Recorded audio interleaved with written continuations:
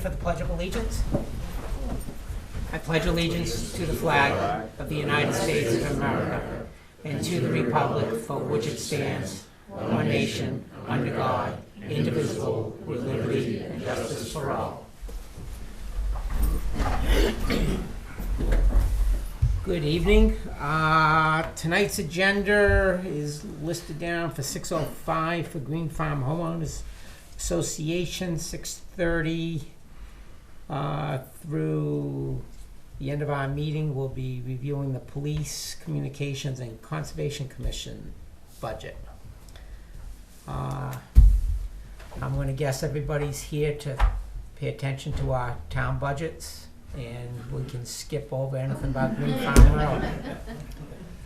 First of all, Selectman Beazle will not be in attendance this evening. I have seen the letter from the Green Farm folks about asking the Board of Selectmen to accept that petition. That road has not been accepted yet, so you can't convey that to us or request it to be conveyed to us. The planning board still has to accept that and release the bond to the owner, and until that happens, we won't even entertain. If you have questions, though, pertaining to that, I'd be more than welcome to try and address them. I have a question. Sure. My name is Brad Block. I've been elected as the president of the Homeowners Association, 40 Jacqueline Drive. If you could just give me a clarification on this process, that would be greatly appreciated. Sure. Let me see if I can. No, I'm sorry. I didn't mean to cut you off. No, you didn't. Not us asking the town to accept the road, the actual acceptance of the roadways by the planning board, and then how that transitions over. Okay. The approval of that subdivision is under the purview of the planning board. So they have to see to it that everything in that subdivision, and in this case here specifically the road, has been completed in accordance with what was on the drawings and what the developers have committed to doing. Once that is done, the presumption is the planning board would tell the developer that you've complied with everything. We will release your bond, because there is a bond on the work to be completed. But until that happens, and Bert's our liaison on the planning board, the ex officio member, I don't know if you want to. I'll go into some details if you like, and I'll walk you through the process, which we've already done at least twice with some of the residents of Green Farm and Jacqueline Drive. But currently, there are two outstanding issues with Green Farm Road and Jacqueline Drive. First is the stone bounds, and I apologize I haven't been out there recently, but they were supposed to be dropped down so they're flush with the ground. I don't know if that's been done or not. I know that there was some work done in that direction. Whether it's complete or not, I cannot say. So that was item one. Item two was the developer, Mr. Litchfield, was supposed to deliver to us an as-built plan of the road showing the drainage, the curbing, the location of the catch basins, and so forth in a PDF format. One, so we can put it in our files, and two, so our road agent and engineer can go out there and check it to make sure everything's where it ought to be and that the bounds are placed properly and so forth. That has not been done. Then following that, Mr. Litchfield, who currently has a bond that we're holding for about $169,000, he needs to petition us to release that bond and to accept the road. The road agent, Mr. Goey, and Kent Brown, our town engineer, would then say, yes, everything has been done in accordance with the plans, or no, it has not, these are the outstanding issues. if they come back and tell the planning board, not the Board of Selectmen, the planning board, that the work has been done properly, that the as-built jives with what's on the ground, then the planning board would take up the matter and vote to release the bond and so forth. At that point, we pass the matter over to the Board of Selectmen, who according to the RSA's actually have the authority to release the bond. We have the authority to recommend a release as the planning board. The selectmen, which is this board here, have the authority to release the bond entirely and return any sureties to Mr. Litchfield. Okay. At that point, the homeowners assume of phase 2 assume control of that section of Green Farm Road and Jacqueline Drive. Now, currently, Mr. Litchfield is still on the hook for snow plowing for this year because he hasn't finished his work. And until that bond is actually released, he's still on the hook. So when he's going to do that, I don't know. If you recall, about a month ago, Mr. Litchfield appeared in front of the planning board. He said he was going to get everything done this year. We're coming up rapidly on the 1st of December. Whether or not he's going to be able to do so before the first snowflakes, I don't know. We've had numerous promises from him. We're still holding his money, so who knows. So at that point, once his bond is released and so forth, and the homeowners have assumed authority over the road, you have two paths. You can petition at that point to come in front of the selectmen and ask the selectmen to accept the road, or you can draft a warrant article to ask the town to accept the road as the homeowners association. Either route works, but at this point, the Board of Selectmen have no authority to take any action whatsoever on Green Farm or Jacqueline Drive. Okay. And not just, one other caveat to that is, because you petition the selectmen doesn't mean that the board has to accept it. Understood. Okay. Understood. Is there a cutoff is there a end date that he's able to do that and have those bonds released before he's on the hook for next year, or can he do that in the middle of winter? He can do that at any time during the course of the year. It's at his prerogative. He may feel that he needs to go out and do something further to make everything proper. So Mr. Litchfield right now is pretty much in the driver's seat as to how fast this whole thing progresses. However, I will say this, the homeowners association is not obligated to plow the road. Mr. Litchfield is. Yeah, that's understood. And I appreciate you guys clarifying that for me. Well, I was faced with a decision of whether to go through with this meeting or not, and I hope we're not wasting your guys' time here, but it's hard to get information from Mr. Litchfield. He responds with one-word responses and really doesn't give me a whole lot of information, so it's hard to understand where he's at in the whole process.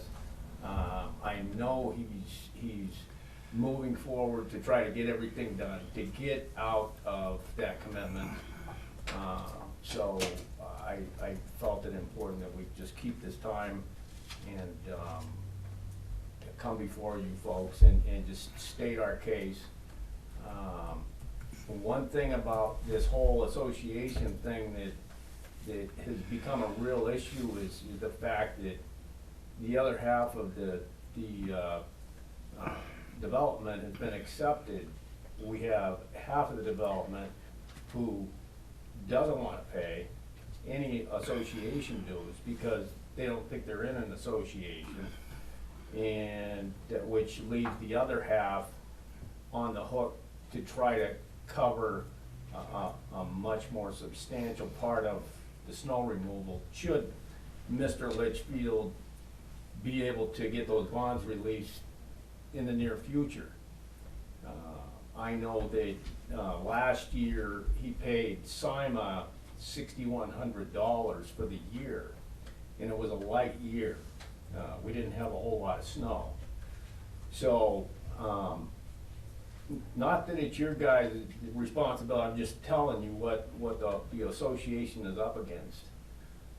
Because half of our development has been accepted, it's kind of split the association in half, and it's kind of made a mess of it. So we're having issues with one half saying, I'm not gonna pay, I submitted an email to that effect, or trying to barter and say, well, we'll pay you something, but we don't wanna pay the full amount. And I kinda understand where they're coming from. But the other half of it is because we're on the part that hasn't been finished, we're kinda have our backs against the wall here with this whole snow removal thing and just the maintenance of the whole development, as far as I'm concerned. I mean, there's other issues besides snow removal that we need to address. And if we have one half of the association that's not willing to, you know, put in because they think they've been released of all responsibility, that creates a big issue for us. Well, I will say this, that currently, Mr. Litchfield is still responsible for those common areas. He's responsible for the snow plowing. He's responsible for any damage that occurs to the road during his ownership of the road, up until that bond is fully released. So you're not on the hook for any of that obligation. So that should alleviate some of your concerns anyway. I will ask a question, have the monuments been adjusted fully? All of them but two, but I think today Holden Engineering was out there to fix the last two. So Okay. I think, pretty sure everything's been completed. Well, it's quite possible that he might get in front of the planning board sometime in December in order to get the bond release. And I assume that the selectmen will take up the recommendation of the planning board as soon as possible. But, you know, we can't make any promises as to what will happen thereafter. What is the lag time from when the planning board or the select board releases the bond to be able to have a walkthrough with the select board or inspection to get on the agenda to re-petition the select board to accept the road? Once the selectmen release the bond, anytime after that, because the developer has met their obligation already at that point. Can I ask a question? Sure. Why was one half accepted before the whole development was completed? I can't answer that. It was a phased development in two parts, and they completed one part. That bond money was released, and the residents of that section petitioned the then Board of Selectmen to accept that portion, and for whatever reason, the Board of Selectmen agreed to do so. But was the bond for only that section, or was the bond for the entire development? I believe the bond was for that section, because it was reduced at points. That's why I'm wondering, and I wasn't on the board at the time, but typically when the planning board approves a subdivision to go forward and we receive the bond, it's the bond for the entire project. The only thing that could have come into play on Green Farm was because the original developer then sold the development rights on the rest of it, whether or not a second bond was put in place for the balance of that work. That's the only thing I can surmise, but I agree, probably should have waited until everything's 100%. Just Yeah. curious why that took place. Any other questions? Uh, Yes. How will we know whether it was accepted or not? if the bond was released. You come here to every meeting and you sit here. Congratulations. You gotta volunteer. No.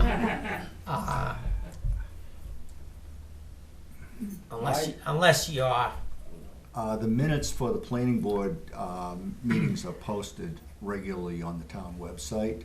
And when Mr. Litchfield comes in front of us to ask for the release of the bond, those subsequent minutes would be posted within usually a week to 10 days. as are the selectmen's meetings, but unless you stay astute on that. Yes, sir. So you said once the bond is released, the board is not obligated to take over the road, accept the road. What? After the bond is released. Yeah. Correct, and the homeowners association, if you petition the board, does not mean we have to accept the petition. Right. What criteria would you consider to not accept it? Like, if it meets all the criteria? Just because it meets the criteria does not mean we need to accept it. And if you go through our ordinances, you'll see that's what it says, and that's what we even tell developers when they come into the planning board. First thing, do not start telling the people there that the town's going to accept the road, because until this process happens, it's not. And that's why the homeowners association establishment is required by the planning board prior to giving them an approval, so that when somebody goes to buy a home or land to put the home on, they are fully aware this is not a town road. And that's why the RSA's permit you 2 opportunities to get the road accepted. One through the Board of Selectmen, and second through a warrant article when the voting occurs in March. I will note that if you choose to go that path, the warrant article needs to be submitted by petition prior to the 14th of January. Needs 25 signatures, I believe, Yes. to get on the ballot. So it's not an onerous requirement. I just wanna add one more thing, and it probably falls back on the realtors, I don't know, but there are several families who live in the unaccepted part who have stated that they were told that they were not in an association, or they were told that once the development is completed, the town's gonna take over the road. See, in their deed should have been the reference to the homeowners association and the planning board that it's not the case. So, and I got to admit, I can't say that I would expect every homeowner to read through that, but I would have expected their legal counsel during the transaction would have hopefully have pointed that out. Yeah, and, quite honestly, I saw an email earlier where one person was declining to join the homeowners association. You might point out to that person, what their deed actually says. And if it says homeowners association, they're there. We've already stated that, and your point is well taken. But again, the fact that the other half of the development has been accepted has created a real problem for us. And that half is, there are several people, because I had one of the guys got most of the signatures for the petition, and then I picked it up and I went home to home to try to get the rest of them, and I spoke to quite a few of the people on the accepted side, and it was like they were talking to the other side, I'm on my team, you're on your team. And, good luck is basically what they said. Yeah.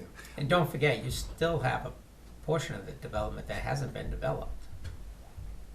You do? You do.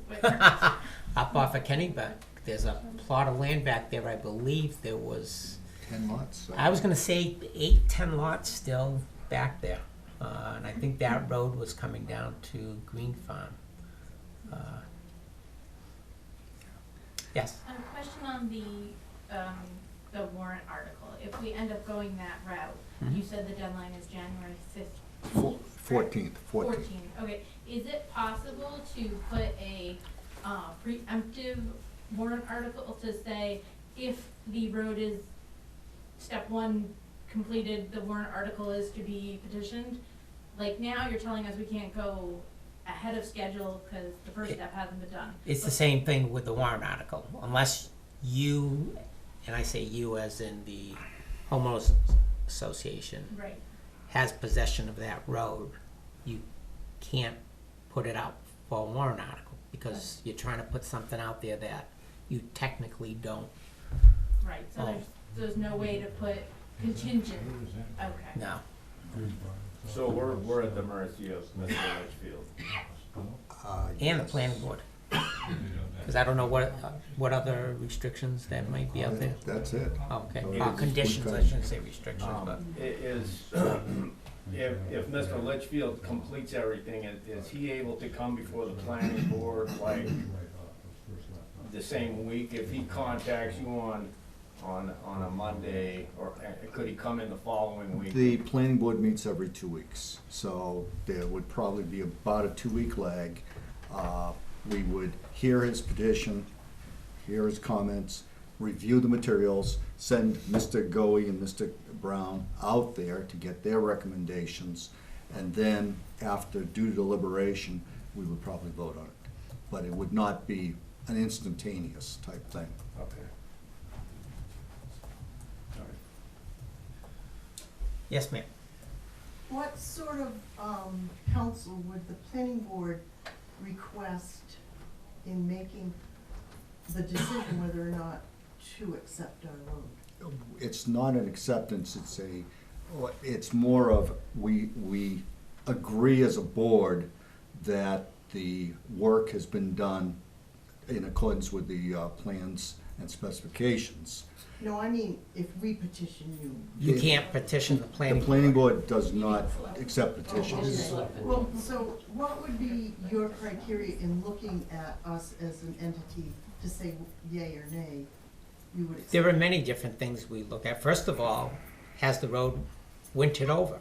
Mhm. And that won't have been the case yet for the, No. no. Oh, yes, yeah, it has been. I thought they paved this last summer. No, it's okay. last summer. But that's typically one of the things we look at, what the condition of the road still is in. Because I'll be honest with you, having gone up and down Green Farm Road many times, when I see what that condition is of the road that was previously accepted, I was kind of shocked that any board would have accepted it, the condition that it was in. And that's typically, in the past, the board has gone out when someone has petitioned us to look at the road. We'll come up, first of all, the first thing is whether or not we're going to accept it, because it does put burden on the town for additional maintenance, and with the amount of staff we have, we typically confer with the road agent, hey, can we take on more? Second is then looking at the condition of the roads and making an evaluation of, yep, this is fine, or no, this needs to be corrected. And typically, where I've been involved, it's been petitioned mainly on roads that have been there for a while. So, if you have something that's newly, recently constructed, and the town engineer has gone out and looked at it on behalf of the planning board's looked at it, the road agent's looked at it, I think the select board would take a cursory review of it and. But our overall mandate as a board of selectmen is to try, to the best of our ability, to act in the best interest of the town. Yes, sir. Yeah, what if you guys decide not to do this, and we decide to put it as a private road, to block off traffic coming through that road? You can do that. There's, I don't know if you're familiar with Oak Hill, I think is the right name, that runs between Collins and What it Gowen. is, we have a lot of traffic coming up and down that road, going from one end to the other to make, cut around. Yeah. And that traffic is real bad. And you would, Yeah, you just would not be able to do it for the other subdivision that's off of your subdivision, that Matthew Commons Way. Matthew Way. Yeah, yeah, And that's but, another point is we're expected to maintain the road for subdivision that pays nothing. yeah, that's what happens when you're the developer of both.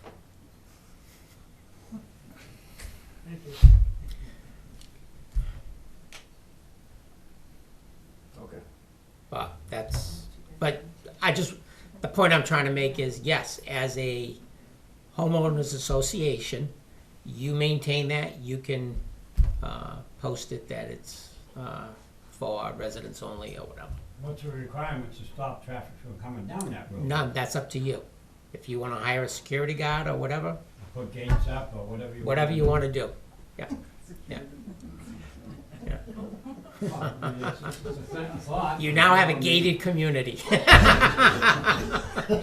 it's a thought because, you know, I mean, we're not getting anywhere to get the road to a town road. Yep. It doesn't seem like it's gonna happen because you're saying this road's not developed and everything else, and you're not gonna do anything until this road's developed.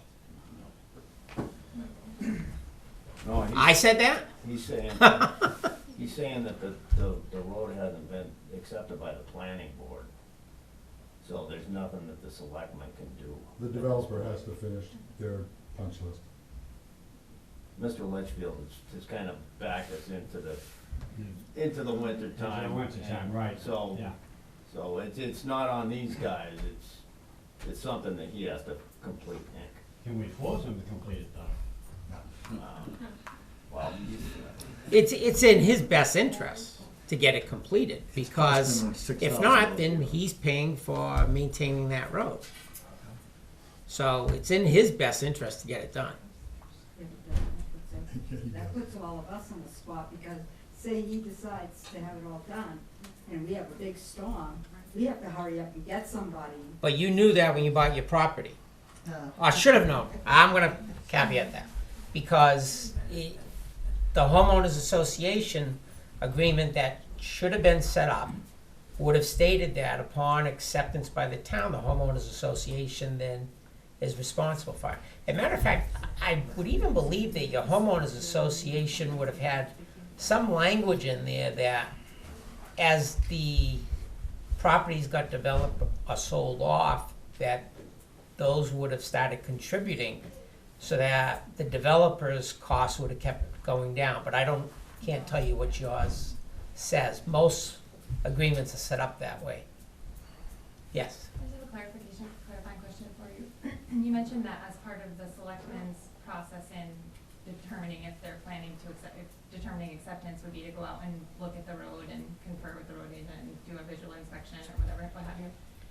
Is it assumed that the qualifications and criteria that you're looking for would be the same criteria as the planning board is looking to release the bond? Yes, yes. So we can Yeah. assume that if the bond is released, that would be the same, meeting the same criteria that you would be looking for? Correct. We can't go above and beyond Thank you. what our standards are. Yeah. What bearing would the undeveloped part of the road have on acceptance or non-acceptance? What do you mean by the undeveloped part of the The road? lots that have been built on Kennebec. Kennebec? Oh, that wouldn't have any effect Oh, on you it. brought it up, that's why. No, somebody had mentioned about, now that it's been fully developed, and all I said was that, well, you still have some more lots yet to develop. That's all Are you accepting the road that addresses those lots? there's no road. No. There's nothing It's a there. gravel, Yeah. gravel. It's a path right now. Yeah, So if we end up having to pay out of our pockets for all the plowing and sanding and all that, if he gets his bond released and everything, can we deduct money out of our taxes? Right.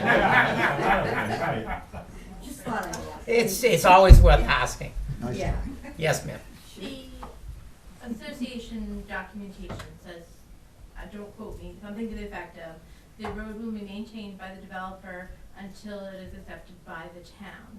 Is there a way, like you said, there's this date discrepancy, like if he were to finish the road on January 15th, we can't get it accepted for a full year. Is there a way to pause his acceptance until we're able to get it viewed by the selectmen? No, because if he's in fact completed his work and he goes to the planning board and tells them, look, I'm done, the planning board can't just arbitrarily say, well, we're gonna wait another year before we make a decision. You know, you can't do that. That's just not fair. Not fair to us either. Well, look at it that if he's committed to doing certain work and posted a bond, then we have to do it. Sounds like we need a lawyer. Just more money down the drain, but that's up to you. I'd put it towards snow plowing. Well, I appreciate you guys listening to us here Sure. tonight, and I just wanna stress the difficulty with the HOA, with what's transpired because of, you know, the half being accepted, and also the safety of this thing is, at least right now, because we're trying to get on our feet here, and if he gets out, then we're kinda stuck between a rock and a hard place with the plowing, the sanding, the salting. There's a lot of kids down there that travel to and from the bus stop, and I wanna stress, you know, There's no safety issue. Please don't present that before us. Every time somebody comes in, it's for the safety of the children, okay? You bought the house knowing that it was a private road. You're responsible to get your children safely to the bus stop or to where the bus picks them up.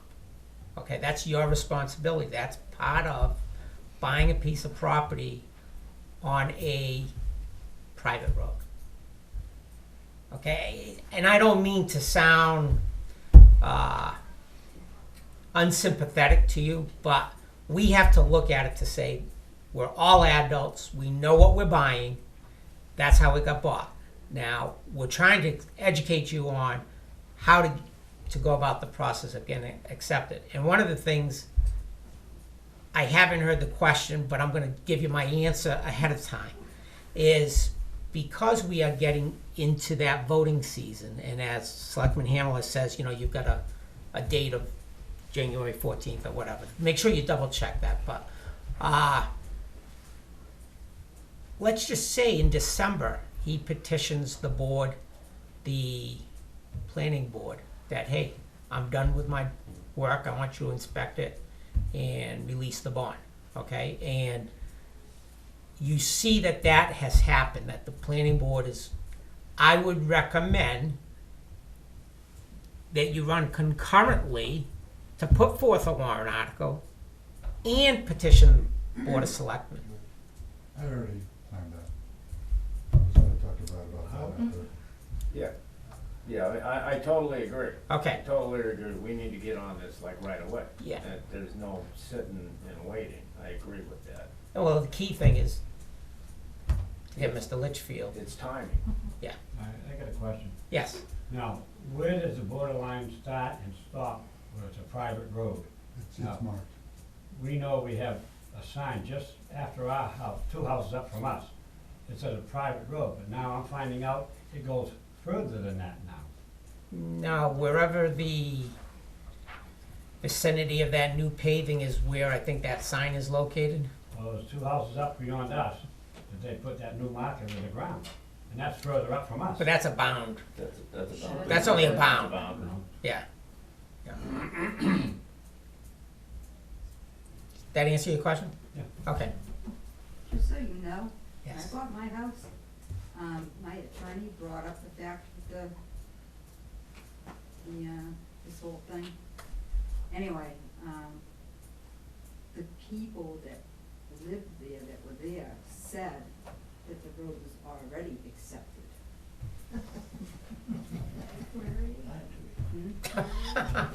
I didn't say it, but somebody did. No, but I'm just saying, so. Yeah. I don't know if other people had that happen. That's That's the definitely one. understanding I Yeah. have. Yeah. But- Once that road is done. Well, what they about go. legal? Doesn't your attorney tell you, no, it hasn't? Just out of curiosity, this is for my He own, didn't say anything when that happened. he didn't say anything. He didn't do his due diligence. That's a shame. That's typical for closing periods. So I just thought. Yeah, yeah. All right, we've run a little bit past. Thank you for coming. You're welcome to stay. Why is everybody leaving? This is your money we're spending.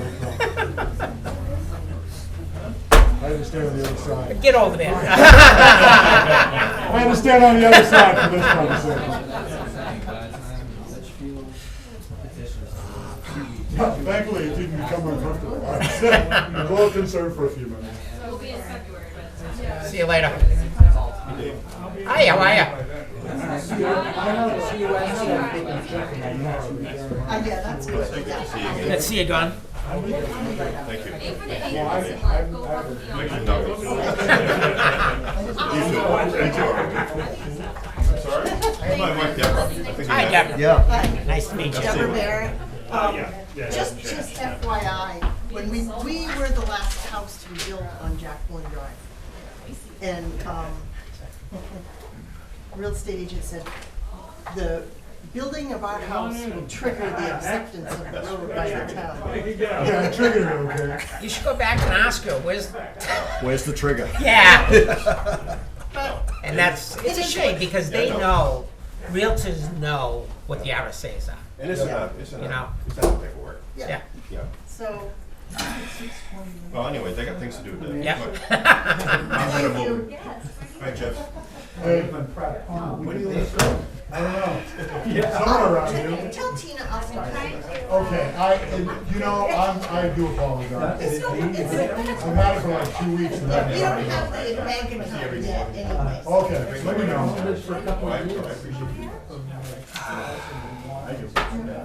That is a mess. They're all the same. Hey, you know? You know, we've been You won't be pounding the on first. the developer to finish that thing for like 3 or 4 I've years. lived there 5 years, it was 5 years last month. We've been, And we- it's been a constant talking points. done the best we could. Have you read your homeowners association? I do. Does it say that he, I would have to go back and relook yeah. at it. To be honest with you, when I first read it, I thought it said about the town acceptance. I gotta go back and read Yeah. it, because I think it may be 2 different things. Yes. So Yeah. that's where I think Yeah. people are confused. While the town accepts it, or The planning board accepts. releases it. Releases the Yeah. bond. So I think there might be some confusion of the pattern. Yeah. Right. And for some reason I know about it, I have no idea why. It makes sense to me, what you guys are saying. Yeah, we want it gone too. Oh, I know, Trust me. and look, I'm not saying that you're going to or not going to, I don't know. I think going to warrant though would be a tough step. I can't wait to tell them. Yeah, yeah. We're going to, but here's the deal, I've been advocating blocking that road all along, in all seriousness. I know it sounds childish, And, but yeah. what's that? And what does that gain you? Getting people pissed off. They're still gonna drive on it, just in case, just so you know. Look, I'm not delusional. I'm insane, I'm not delusional. All right, let's, start this meeting. Chief Carpenter, Lieutenant Evo, welcome. Would you like to please start with a presentation on the police budget? Oops. It's empty. No problem. Start with the first line item and walk us through it, please. Well, first off, the budget's based on a 53-week cycle. Which we should change to a 52-week. Let's just start with that. You're not the first one in that's apprised us of that. Who apprised you of that? The Who's the calendar first shows budget? it's a leap year, it's 53 pay periods. But when we Wednesday and actually Thursday. pay and the work is actually done, it's still within the 52 weeks. So We've been letting people know it should be adjusted to the 52 weeks. Well, just so you're aware, we dealt with the same issue back in 2014 for the 15 budget cycle, and everyone thought the same thing at that time. And then we came into the month of October, and everybody was scrambling to adjust their budget because there's 53 pay periods. Now, looking at the 2020 calendar, I believe it's Wednesday and Thursday are 53 Wednesdays in 2020. Yeah. So that puts it into a 53-week pay period with a leap year. But the Board of Selectmen discussed it and says, well, this is when the work has been done. When the check gets written is irrelevant. So it's a 52-week budget. Well, that's fine. I'm just going on record Yeah. saying that that's what I believe. So, Okay. based on that, knowing that discussion was gonna come up, I also adjusted my budget to 52 weeks. Okay. So is that what we're seeing here? Nope. No. The budget you have was submitted on October 15th, which is when the department heads were required to have it in by. So the numbers that you have in front of you Okay, aren't gonna be accurate. okay, And I didn't make the change for the 52 week until actually today, so. okay, that's fine. So is And that it, affects 4 lines of my budget. And we can go through that as we get to it. Okay.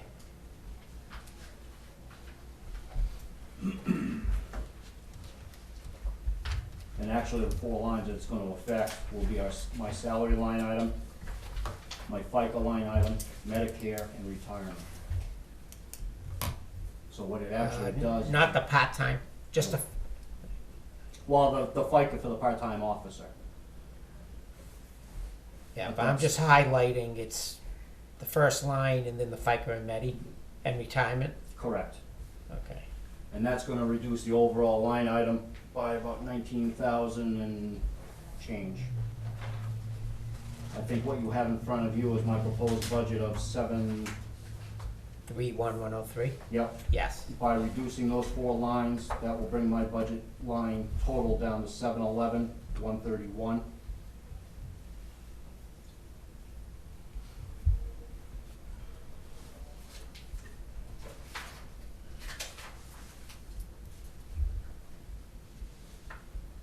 Okay, The full-time salary line in the original proposed budget was 419,381. That's been reduced down to 401,735. 401, 735? yeah, Well, that doesn't feel right. That's a 50, adjustment from a 53 down to a 52?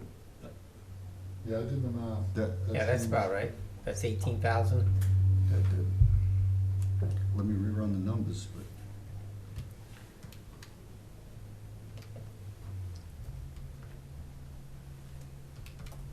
Because I'm divided it by 53 and then multiplied it by 52, and I thought the difference was about $8,000.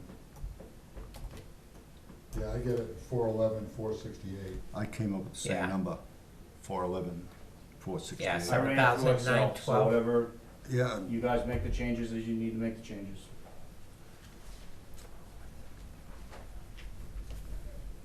$411, $468. And 15 cents.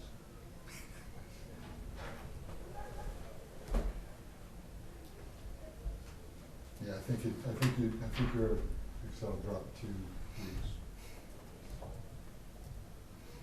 So 411, 468. Yes. Yep. Part-time salaries will be at 2,578. Bear with me 1 second, chief. Yep.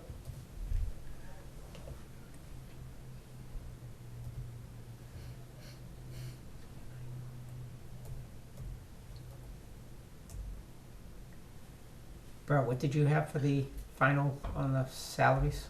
411, 468. Okay, yep.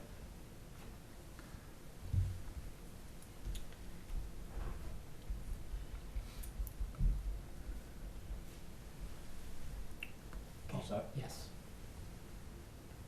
Did you get the part-time salaries there? That stay the same? Or does that get reduced? 2,578, Yes, the same. same. Yep. Police prosecutors level funded, Yep. 38,588. Police overtime is increased, 32,579. Can you walk us through that? Pretty much it's based on the increase in the liabilities of accrued sick time.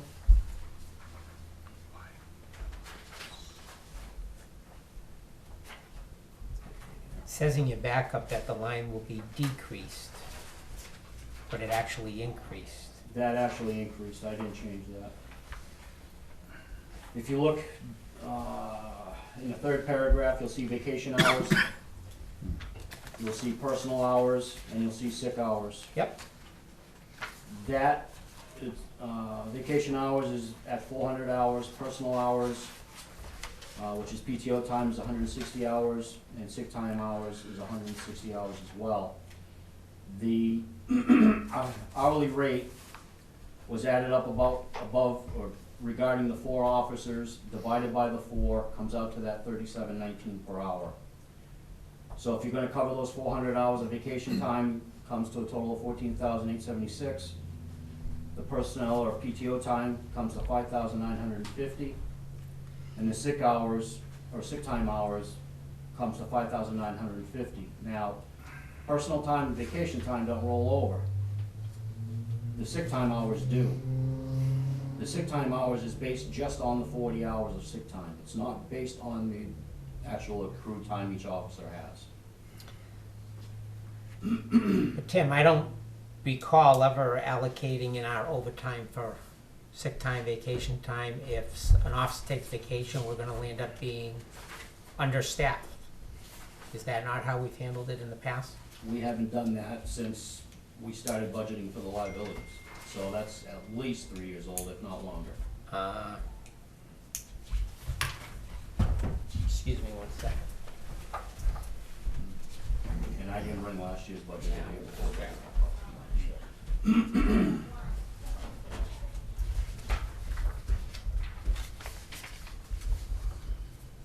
I have last year's budget. You did the same calculations last year.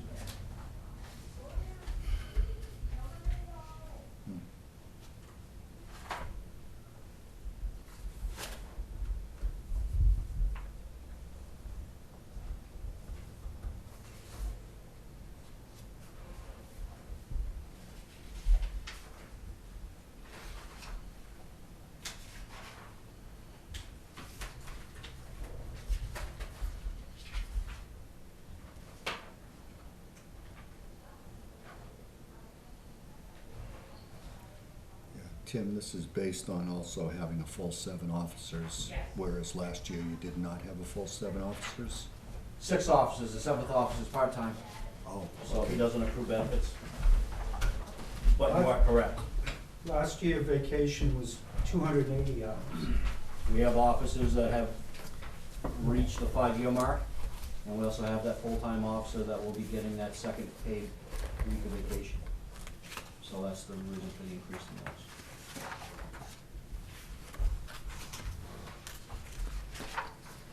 no, but I was kind of looking at salaries just a little bit going backwards.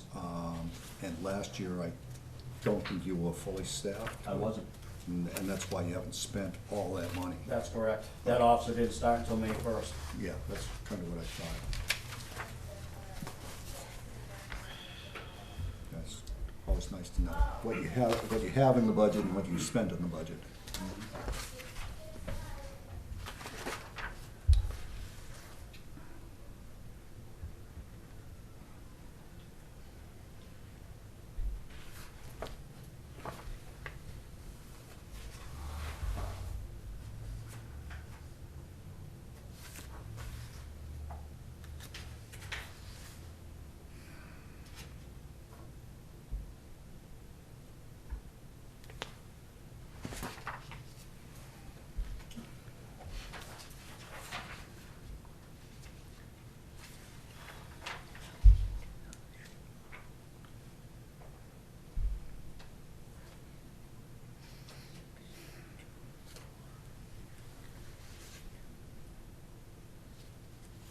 Okay, yep, matches up. Actually, it came down. No, that The one reason went for up. the increase, Dave, is we've had 2 officers that hit that 5-year pinnacle mark, so that increased their vacation time, plus the hiring of the new officer, who will get his 2 weeks of paid vacation in May. So that's the increase in the hours. I'm just looking at last year's, between the backup and the budget sheet, there was a slight difference and the budget sheet was lower, but Because you guys adjusted it. it's only a few $100. Why would that have been? I don't recall. And to date, what have we, To date, we have spent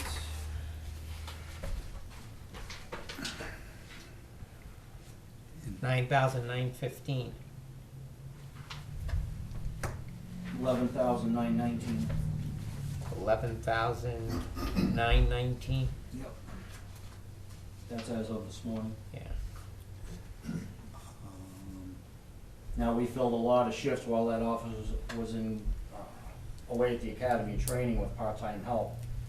And that's why that part-time line is overspent. Yeah, I can't agree with jumping it up to the full calculation where even you're using the average, if there's something we can do, because overall, how are you tracking?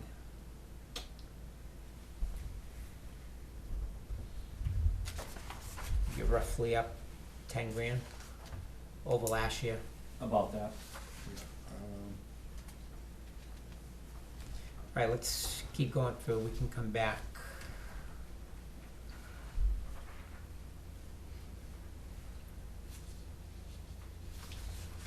You wanna keep going, or you wanna? Yeah, I like to keep going. Keep- Do you have because you have an updated sheet there where you are on your cost of court labor?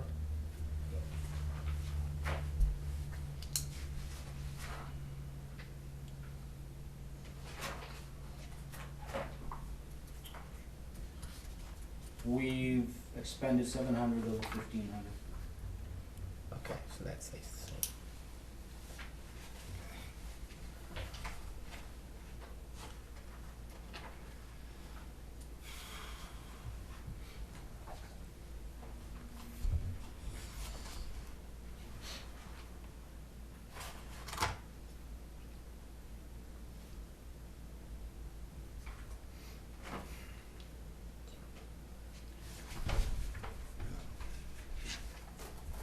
That varies year to year, David, I mean, Yeah, I was just wondering though how you came up with the $62. That's all. $62. Yeah, this year's budget was 1,500. Your 1562. proposed one says 1,562, That's just based on keeping the same number of hours and the rate and change. the rate change. Okay.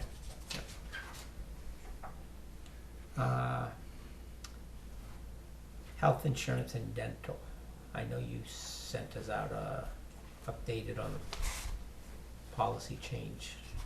Are these When still I gonna be developed the covered? budget, this was on last year's figures Yep. for health, Yep. dental, and everything Understood. else. Yeah. Yeah, it's just, it's, 16.4% increase wait, for health. Ah. Dental and, So we're gonna need to look at those plans and then determine what we're gonna carry, and then probably have to back into all of the budgets that have. right. yeah, but I mean, what you're requesting versus what you budgeted, Mine changed this year, Bert, because I had 2 officers that changed from a 2-person to a 1-person plan. okay, That's the reduction in not only the health line, but the dental line as well. okay.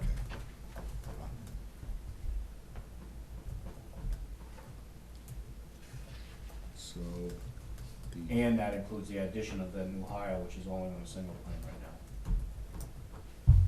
So it's still a significant savings from what it Yep. was the year before. Okay. okay,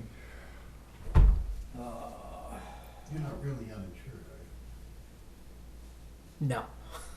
No. I'm carried with my wife's insurance. You wanna jump down to retirement then? you? Does that change as well with the from 52 to 53, or from 53 to 52? Yes. Do you have that number? 120, 154, Which line are you on? retirement.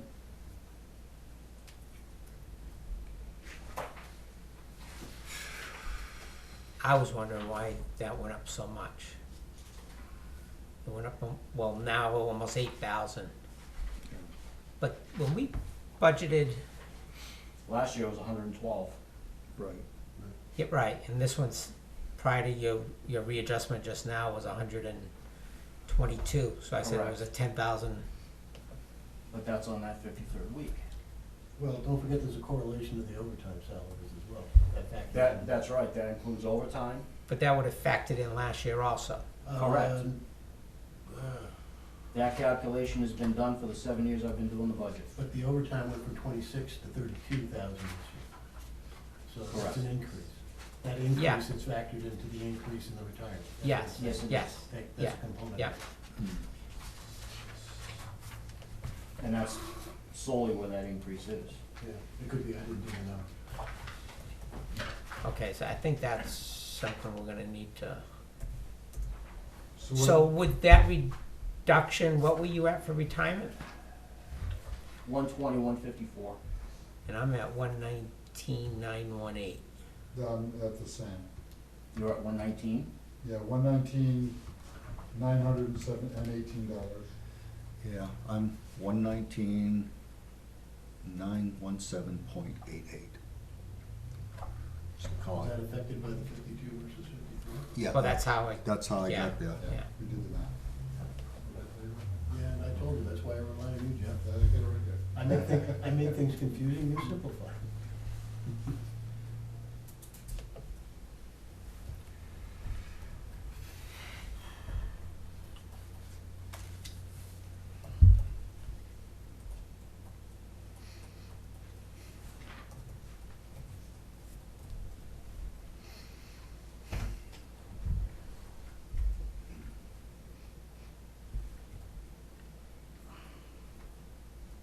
I realize it's a small amount, but the life insurance, does that get paid twice a year? You budgeted 367, it's 150. 367 for the year. More of a curiosity. And that hasn't changed in, oh God. Why isn't it Long half? time. Why isn't it half if we're paying it biannually? We're not paying it annually, to my knowledge. Doesn't matter how you pay it, you've got a budget for it. Yeah, I was just looking at the actual expenditure. 150 is just an even number, so I was trying to figure it out. Yeah, I don't, I hear you. Not a big deal.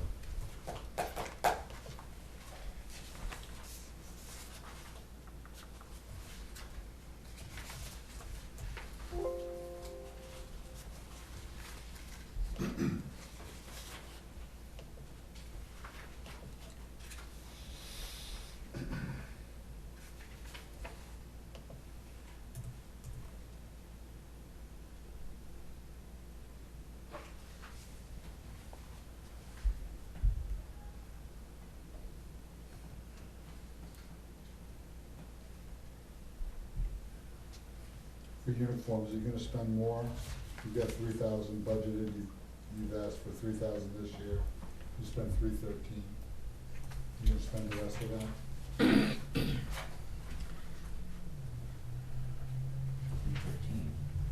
13. 13, I apologize. Before jumping down to that, let's just stay going in order. The next one was education. Yep. Last year I was 4,000, I've got $400 left. But that didn't include the 6th officer, so I'm looking to increase that line by $1,000 to 5,000. Okay.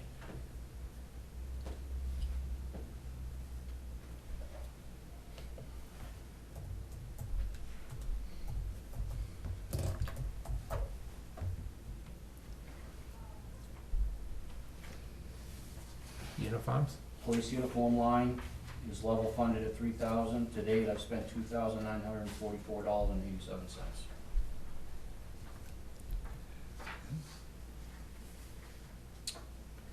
Police new hire. Level funded at $1,000. which covers psychologicals, polygraphs, medical exams, and drug screening, and that's all in the event that I lose another officer or lose a officer. I need to have at least some base funding to be able to try and, Can we put that to zero and take it out of that, you know,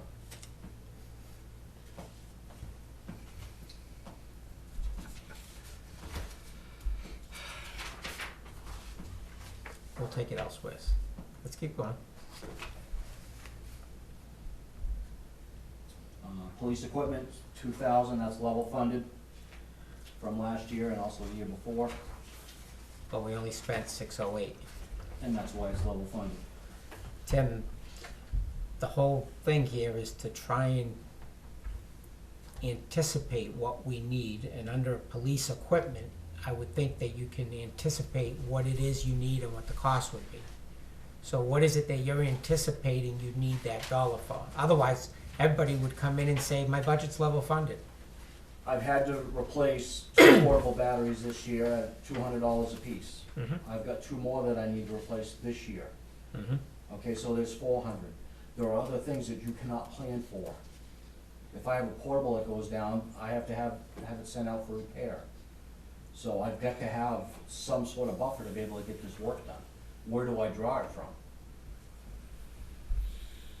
We have many line items that we have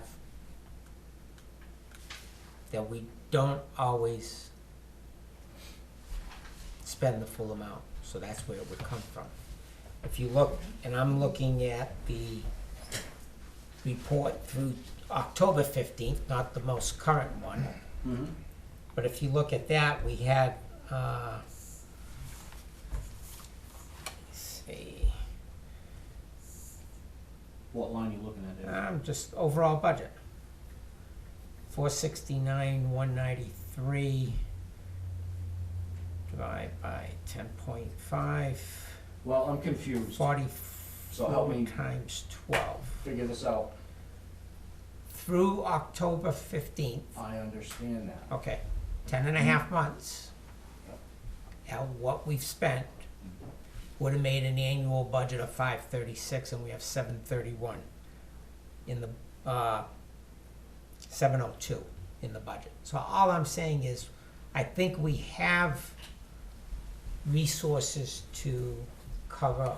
And I don't Some dispute that, but in unanticipated. years past, I've been told that we have to live within the line items. No, And that is No, no. not true. That is not true. And that's the way I've always done municipal budgeting, is it's the bottom line. Bottom But when line I for get told year after year after year that I have to stay within the budget line item, then Not- that's why my budget Not from reflects this that. selectman, you didn't hear that. Yeah, I mean, we've been Never. advising everyone that you would move your budget around. The department heads have the discretion within their budgets. If you have a 0 item, $0, you're not supposed to be going then and buying for that line item. I understand. Okay. That's basic municipal budgeting, but so isn't, as long as you don't go over the bottom line. Yep. That's municipal budgeting too. Yeah. But when we get told time and time again that we have to live within the line items and can't go over those line items, then we're sending mixed messages. Okay. Well, We have been inviting every department all through this budgeting process to slide the money through the line items as necessary. it's the bottom line that Perfect. counts. That goes for this year too, so if you got money, Slide it. you wanna buy something, you got money in another line item that isn't gonna get spent, have at it. Buy it now and reduce this budget for next year, because the money that's been allocated for this year, meaning 2019, has already been raised and appropriated. Understood. Then I think that maybe the board should tell all department heads at the beginning of the budget cycle, or remind them that they can do that. Because I've been building my budgets for the last 7 years, living within line items. I can tell you factually, because I've been in that budget with you, that we have asked And you every to year, go we and, get to the point of, okay, slide the money, slide the money. exactly, Well, because you can do that. It's the bottom line that you can't exceed. I understand that. Well, I don't know where I that wanna- message has come from.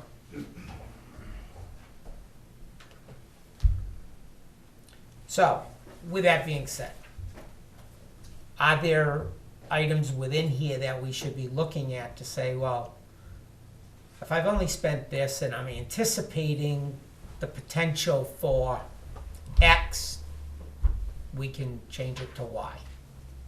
I don't Which need is- an answer right now, just, we can keep going and Which at is the end entirely circle back. possible to do, but there are things in my job that you cannot anticipate.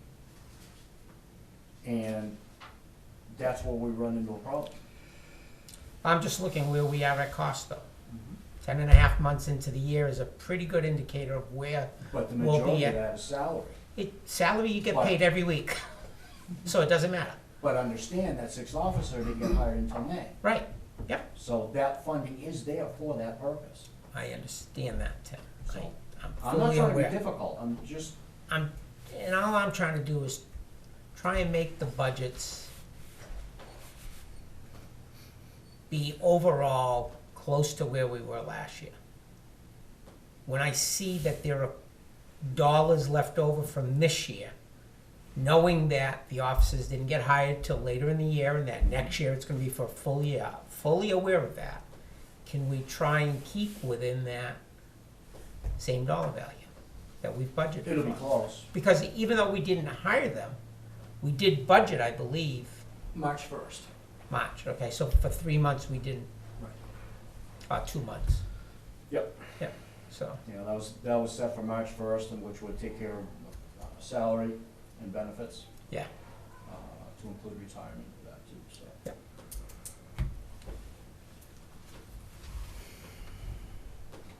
So there might be some adjustment here, but We'll keep going down and circle back.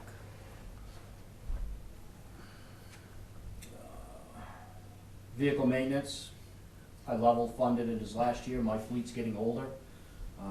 I'm still in the process, have been in the process for 2.5 months looking for a replacement vehicle. Unit 1, which is the oldest one of the fleet, you know, is set to be rotated out this year, but this is the vehicle that's also grounded at this point, because it won't pass inspection, because it won't pass the emissions test. Ford is not playing nicely at this point. The computer is not throwing an error code, so until it throws an error code, they cannot determine whether or not it's a catalytic converter issue, which would still be covered under the extended warranty for probably another year and maybe 5,000 miles. But until that is done, they won't replace it on their dime. That's only one possibility. The other possibility is that it could be the computer, if it's not throwing an error code. Both of those are well over $1,000 fix, and I'm not overly inclined to just go throwing money out the window for a maybe. So until I can get that to show a code and figure out what the actual problem is, but the problem is I can't run the vehicle because it's uninspected. And I'm not gonna put a vehicle on the road that's uninspected and take the risk of it getting hit or an officer getting in an accident, because then we're gonna open up the town to a whole bunch of liability issues that I'm not willing to put my name to. Right, but we spoke today, We did. so if So, we can take that route to get it checked, that's, And I will make the arrangements next week to try and get it up to Keene and see if they can put it on their machine and good, figure out what it does from there. Yep. So, but the second oldest car in what's the fleet, year on that one? 13, I've got 2 of them that are 13s. Both of them are well over 200,000 miles, between actual odometer reading and idle time. Now, obviously, in the winter months, our idle time runs through the roof because these cars start and they don't shut off. So that creates a problem as far as maintenance issues. The third oldest car, which is a 2017, which is the actual newest patrol unit, is at almost 70,000 miles on the odometer, and with the idle time, it's up over 105,000 miles. So these are all issues that, you know, I'm dealing with at this point. So if we need to slide some money around, that's probably the line that's gonna go to sliding from one to the other will be to vehicle maintenance.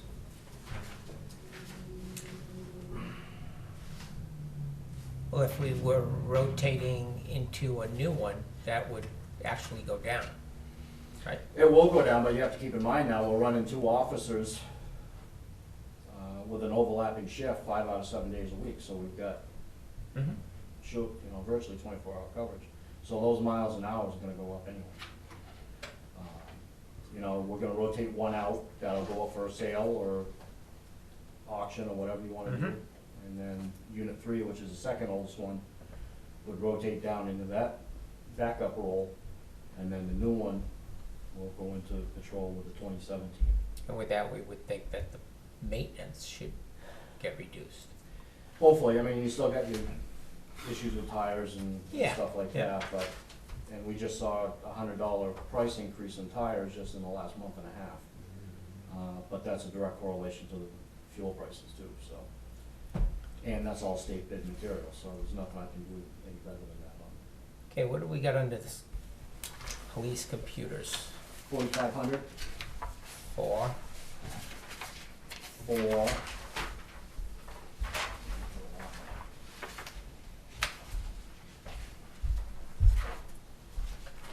we still have a payment that we have to make to the state for our spots computers, for the online telecommunications system. It also covers our records management system, yearly maintenance cost, and technical service, and it also takes care of our $2,000 yearly fee for the telephonics diagnostics that we use for investigations. so your opening line on there says that the service line item has been level funded and that the cost for spots has decreased. That's correct. So what do we have to make up that budget? What is it? I see $300 for That's the Crime maintenance Star. agreement, there's another $1,700 for the actual contract with our records management system. And then spots is another Did you say that was 17? $1,695. You And said then spots was how much? 300? 300. 300. And And then then what- 1995 for the Yeah. telephonic diagnostic. What is that? Helps us do investigations regarding cell phones.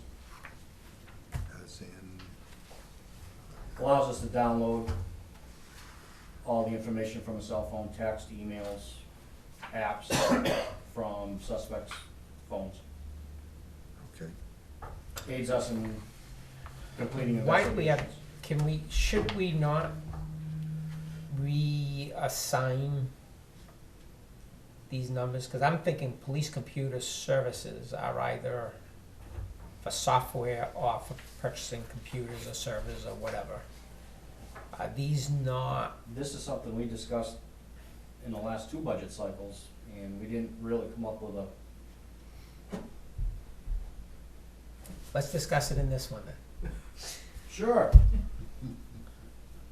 I believe the telephone diagnostics is something that we just recently, within the last year, got, 2 years ago. okay? So is it a computer or is it a server or is it software? It's more or less a computer with software, specialized software. Okay. It uses a computer to manipulate the software. Standalone. Yeah, it's not tied into anything.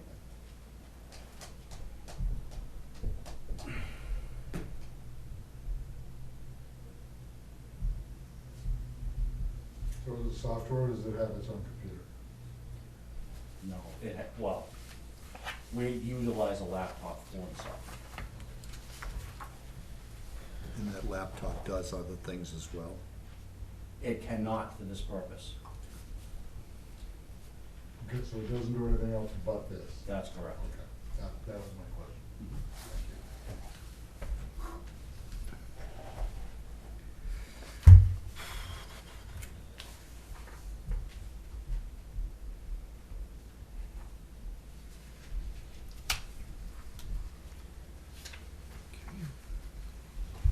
Did you get a lot of updates for that? Is it quarterly, Mike? Yeah, they push out updates periodically, so they can't put an absolute time frame on how I often. mean, there's different phones coming out all the time. And as they change, obviously technology changes, so once they compile enough data on individual phones, then they push out another. It's probably more the operating system than the phone itself. It's probably more the operating system on the phone that's changing, that's causing more problems. Yes. It's not the Yeah, phone that's itself. exactly, No.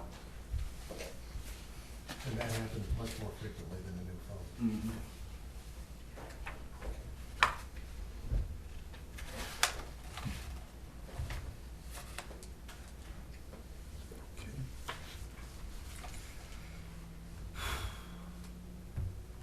I am surprised that the state doesn't have this crime lab that would allow you to just send the phone there, or is this something you do on the fly when you're actually holding it? We do it on the fly and we do it in-house because the crime lab does have the availability of these types of incidents or to handle these investigations, but they're so backlogged, they can't keep up with what they're dealing with. Okay.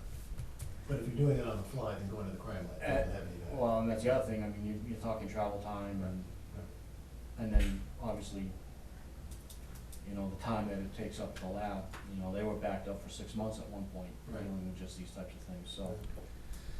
There's a lot of departments now that are outsourcing away from the lab, or they're starting their own because they just can't get the stuff back.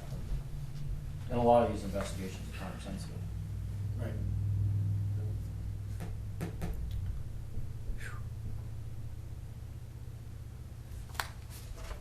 I'm good with it. What is, what's that? I'm good with the 4,500. Yeah, I'm already looking at communications, which I think is the next. The leases, but The lease is the copier, lease is which the I saw. copier. The communications, what is the difference between Comcast Extension and Comcast Monthly?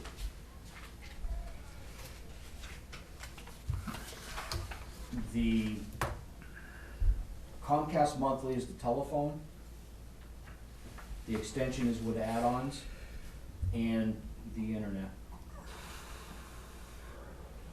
And this has been a sore subject since we jumped into this Comcast issue, so. In what way? Voicemail and the items that go along with that, where they'll send you a text, they'll send you an email. I mean, it's all of this nonsense that's ridiculous. So it's not working well for you in terms of this particular carrier, or? No, I think it's the whole situation. I think that the phone system, I went through a period of time this year where we didn't have phones for a week. On public safety. Okay, I gotta have a phone, you know, I still don't have, and this is all VoIP, by the way, this is voice over IP. You know, I need, you know, a static line, hard line.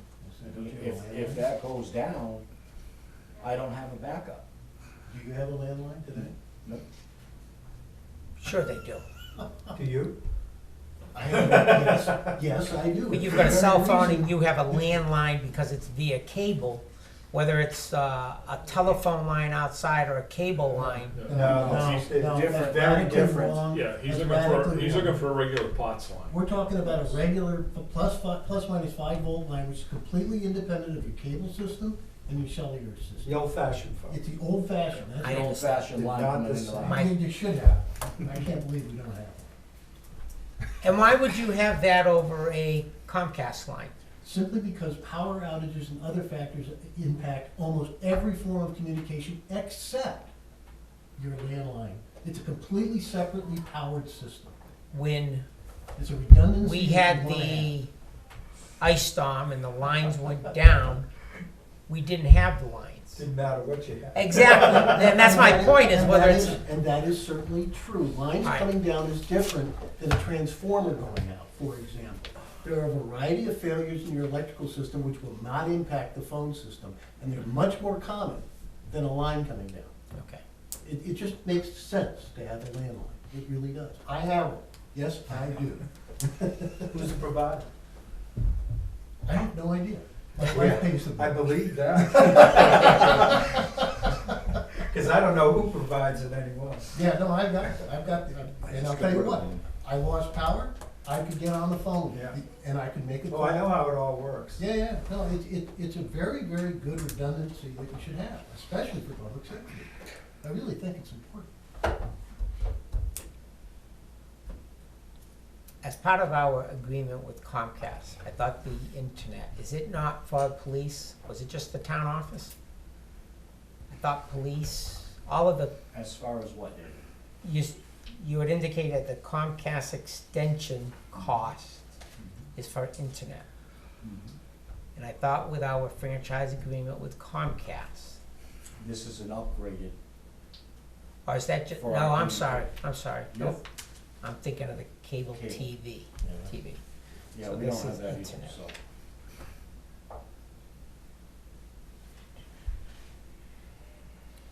And then the air cards, Those are our routers and our cruisers. That's US Cellular based. okay, the reason why I'm trying to narrow this down Yep.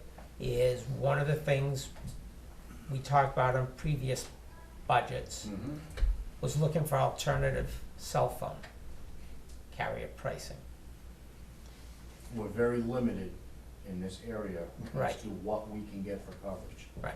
US Cellular And, is the only carrier that we can get over 80 to 85% coverage around town.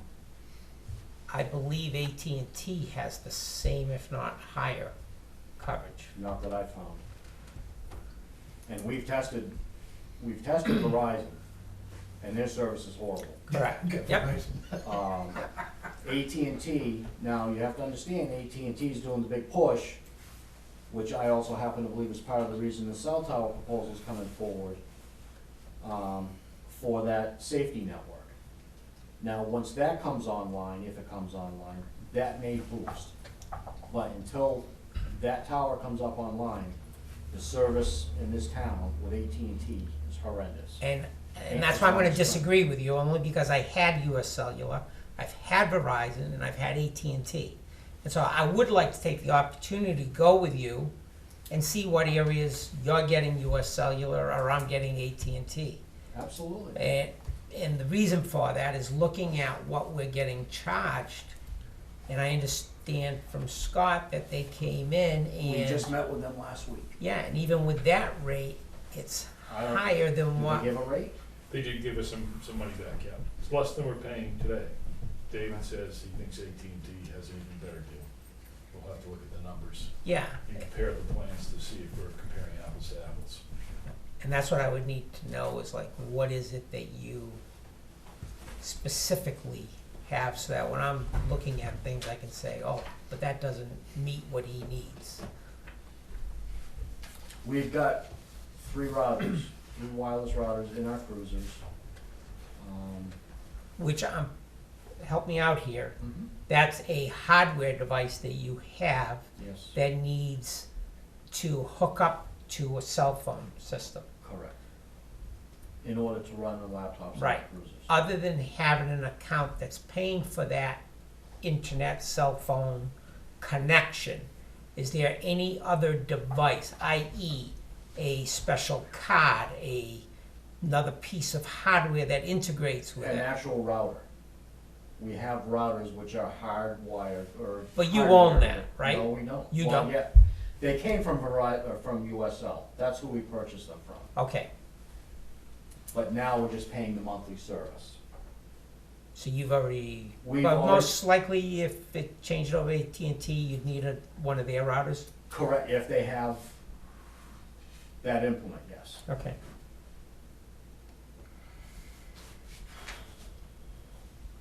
They use those modems because, for example, your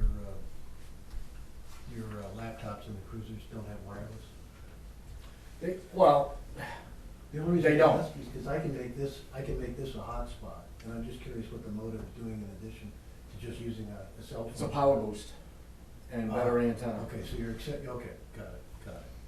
That's how we get the You get range better that we coverage. get, yeah. Okay, got it. And is that what you're calling an air card? Yes.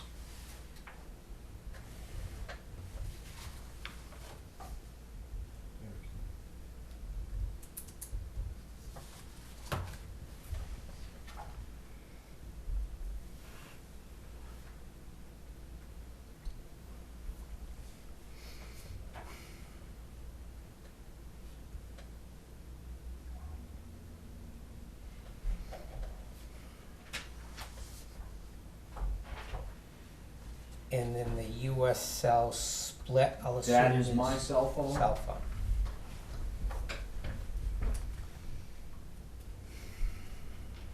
And the reason it's a split there is because, Rick's got a cell phone on the town, Right. so that's how we split it up.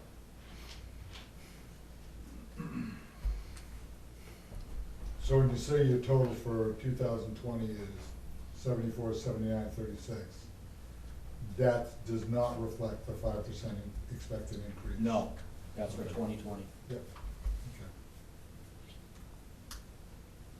And did you receive anything from them saying that? Not Or is that yet. just- I anticipate it. Yeah, they've been sliding upwards slowly.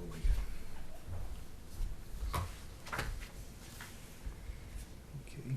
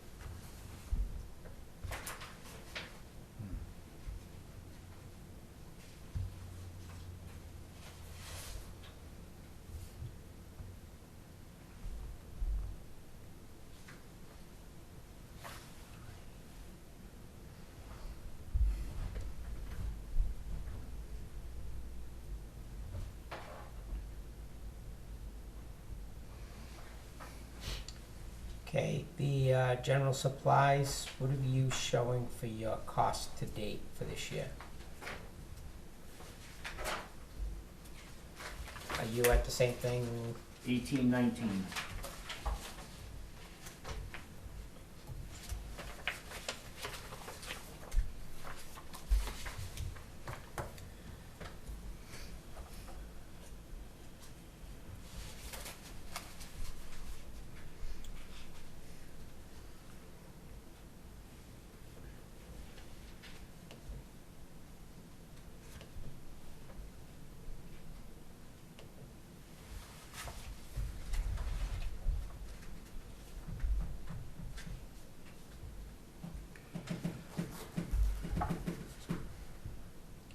Now, you have animal control here, but yet we had a separate budget for animal control.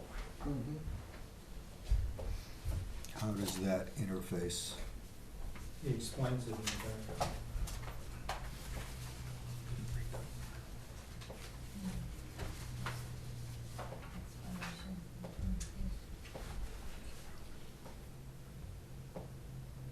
Did you find one yet?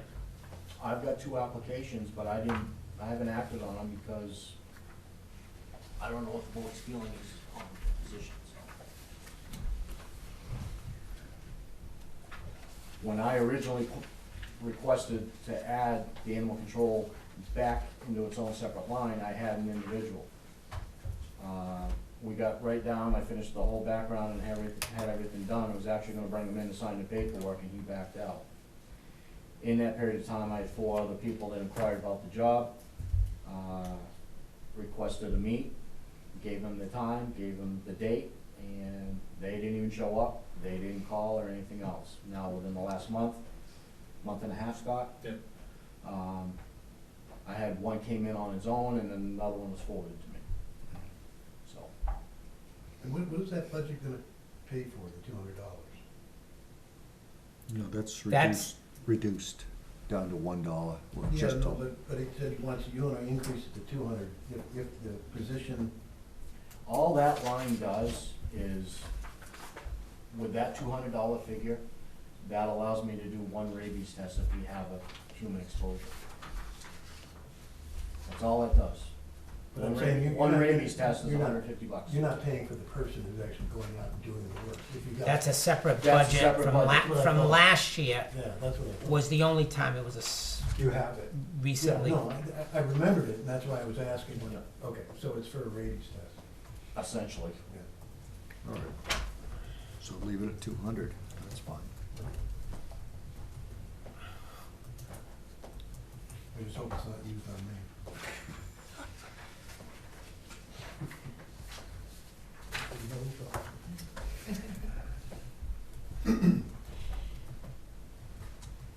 Did you say you have somebody now, or you don't? Other than the 4 and I the, have right, two applications. anybody that you've spoken with? Not to belabor Not this face to meeting? face. Okay.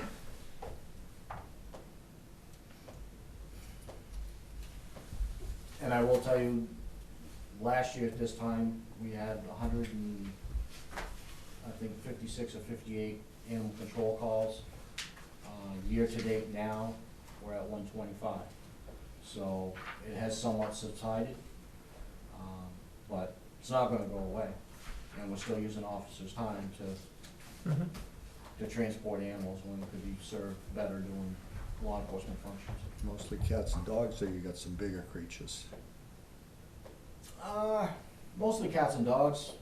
We get the occasional call for, bear in the neighborhood or, Well, you had a moose on Turnpike Road, I heard. we had a moose on Turnpike, actually, it just hit down here. We've had 2 deer hit within the last Last night, today. 5 days. Last night, night Or maybe the night before, but within 2 days. before. What about wild animals, rabies, things like that? Unless it's human exposure, we're not testing them. So, we don't know. There's a very fine line between rabies and distemper. Yeah, So unless it's human exposure, you don't bother. we can't even take them to the lab. And in order to take them to the lab, we have to euthanize them in a certain way, because there's only a certain part of the body that can be tested for rabies, so. Great. And I'm not inclined to get into that.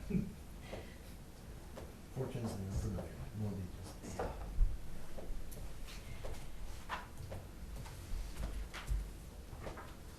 Please don't bring any more animals to my house. Appreciate it. We did potentially, Mark. You need to talk to your better half about that. I just shook my head when I knew it was going, and I'm like, So animal control, are we putting that down to $1? No, it's a No, 200. Okay. Well, we have a separate budget that, Right.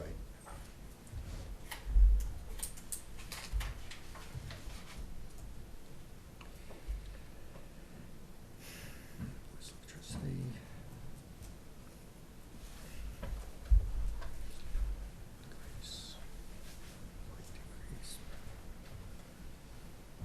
you expecting a spike in electricity too? that includes a 5%.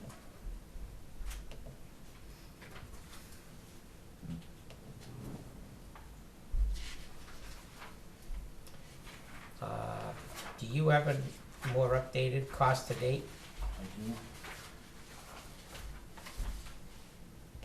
And I'm also looking at least 2 more billing cycles. Currently, right now, we're at 2460. And I'm anticipating to end up around 3287.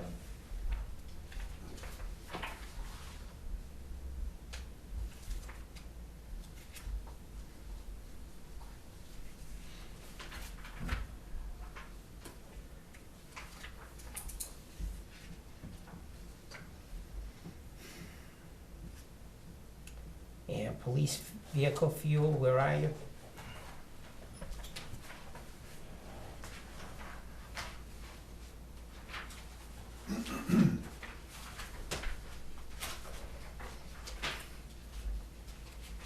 $7,722. Why would you anticipate it going down, from your previous budget? previous budget was 11,685, and if he's only at 77,22, But again, that's with 5.5 officers. Yeah, Now we're yeah. at 6, so that's gonna run a little bit higher, but I'm anticipating another $1,800 going out in this budget year. So, and until we get a year with the 6 officer in rotation during the winter months, I don't know where I'm gonna be. Well, why So, would it go down? just erring on what I think we're gonna do. Yeah, I mean, you know, I hate to say it, but, you know, when we looked at Peter Goey's fuel budget, he ran right over the whole thing by several $1,000s. You know, claiming that he was going to the far reaches of the town. I assume he patrolled the whole town. And we go out of town. but if you look at But we've got money 77, in other lines, so we can slide that around. that's true, that's true. And if you take the 77,22 that you're at for 11 months, you're just over $8,000. And But we've I've got only had this officer on the road for a little over a month. okay, so I had a note from last, how many gallons of fuel are you calculating? 4,100 gallons.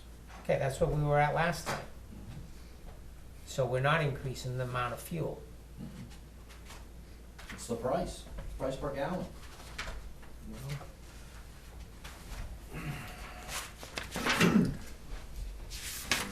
It was put out to us at $2.71 a gallon, Okay. and that's what it's figured on. Yeah. At 4,100 gallons, figures out to $11,111. $2.71 for a gallon of gasoline. That's Yes. Yeah, Joanne had sent Yep. those numbers out to the department. That's what we had I'm looked just- at. Yes, that's what we had looked at for what the. Yeah, I'm just, you know, I mean, I'm just thinking, you know, you got into Country Mile there and. it's 229. $2.29. Like that for months. Yep. Okay. um, But nobody here is gonna pay the $270 when it jumps up next year, but the town does need to pay for it. So what we had done as a board was, the Office of Energy and Planning or the federal government, I forget which one, projects out what fuel costs should be, not only gasoline, oil, and diesel, and that's the memo that we sent out to the department heads to budget for. Okay.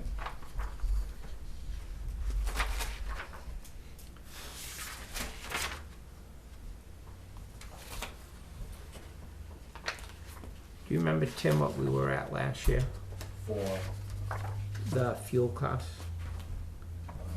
285 is what was in last year's. 285 a gallon. Yeah. So if the prices come down and we've kept the same gallons, He had 4,500 gallons in last year, I think. for last year. I had 41 on my notes. I think we reduced it to 41 during the budget session. But he came in with 45. And I think you're right, Mark. I think you're right. Well, your budget is 11,685.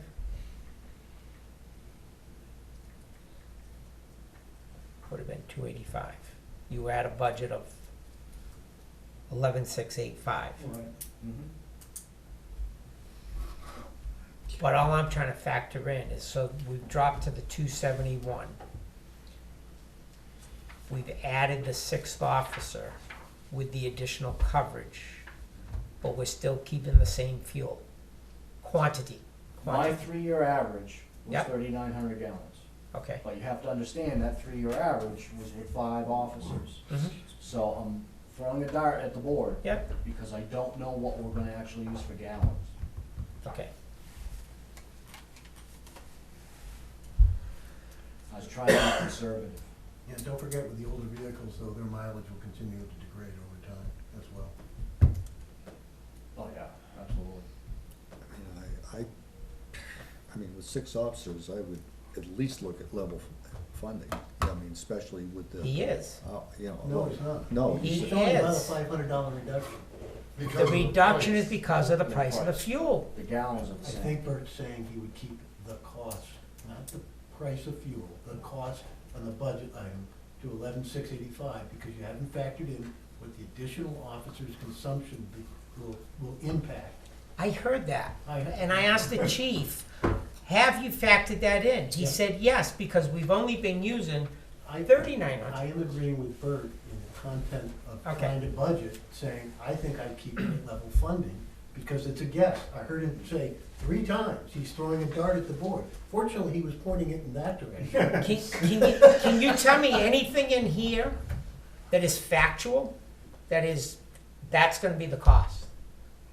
I can tell you that when it comes to fuel, I'm asking you on this budget. I'm I not don't sure think the there is. relevance when we're talking a fuel item. Okay. I'm more than happy to answer that question in the context of the fuel. Context of the fuel. There are many variables, none of which you can nail to the wall. Mhm. All are guesses. Mhm. And I'm looking at his run rate, and I'm looking at the factors in his department, the variability. What factors are you looking at? Explain Additional it. police officer, Yep, okay? okay. An additional police officer. We've got older vehicles who are not running at a constant consumption rate. They And some are not even running. That's true. That's an important point, I guess. I guess you only got 2 cars. Maybe that's the reason. I'm not sure that's a good reason, by the Okay. way. I don't know. It just seems prudent to leave it at level funding. I just don't understand why you wouldn't do that. That's my opinion, and as the advisory council committee member. And that's what I would well do. and fine, but what I take resentment to is when you say, I don't understand why you don't agree with that, when I explain to you why. So I can No, say we disagree. You misunderstood me. I said, I don't understand why we don't keep it at level funding. That was my comment. You said why I If wouldn't did, keep it I at level apologize. funded. I apologize. It wasn't intended to be at you. It was intended to raise the question, why wouldn't we just keep it at level funding Okay. given the factors involved? That's all. All right. And I apologize if you took it. No apology necessary. Well, no, That's why we have the dialogue. understand. And I just want to make it clear that if I explained why, that you understood I understood. the how I rationale. came with it. I understood the Okay. rationale, and I understood the chief's rationale, and I'm just sort of going with Bert and saying, my gut tells me you're probably better off staying level, that's my gut, okay? And to your point, since nothing is factual, a gut is admissible, opinion.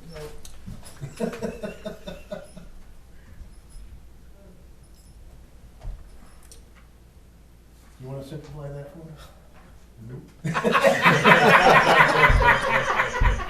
Stay right out.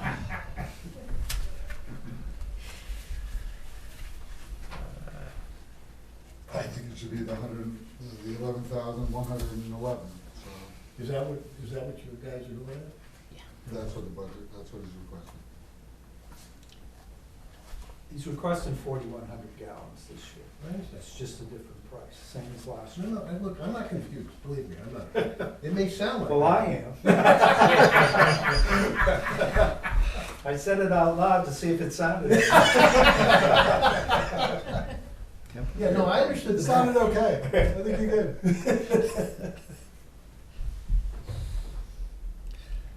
All right. Did give we the get a man- landline in the budget? No, we give the man what he asks for.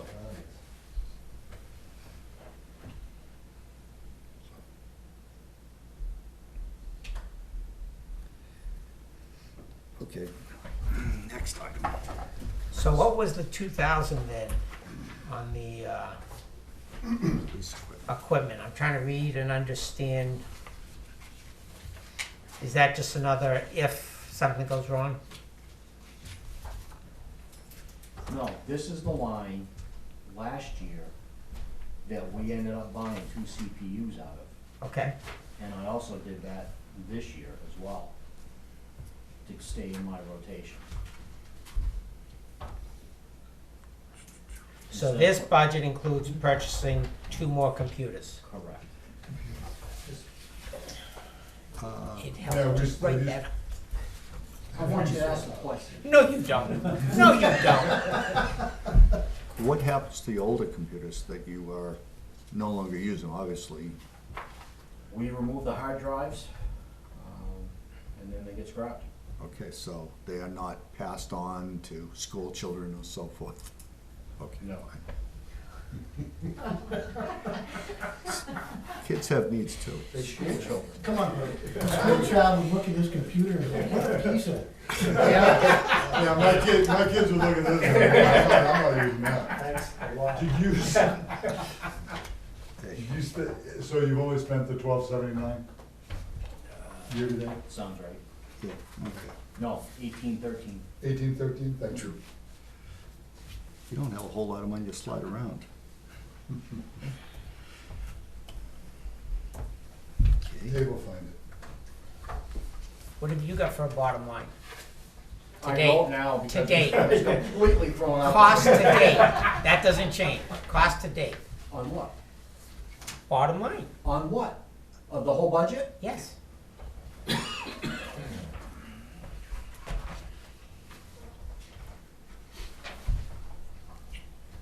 And is that through today? Yes. Thank you. 604, 365, 36. 604, 365.36. Yep.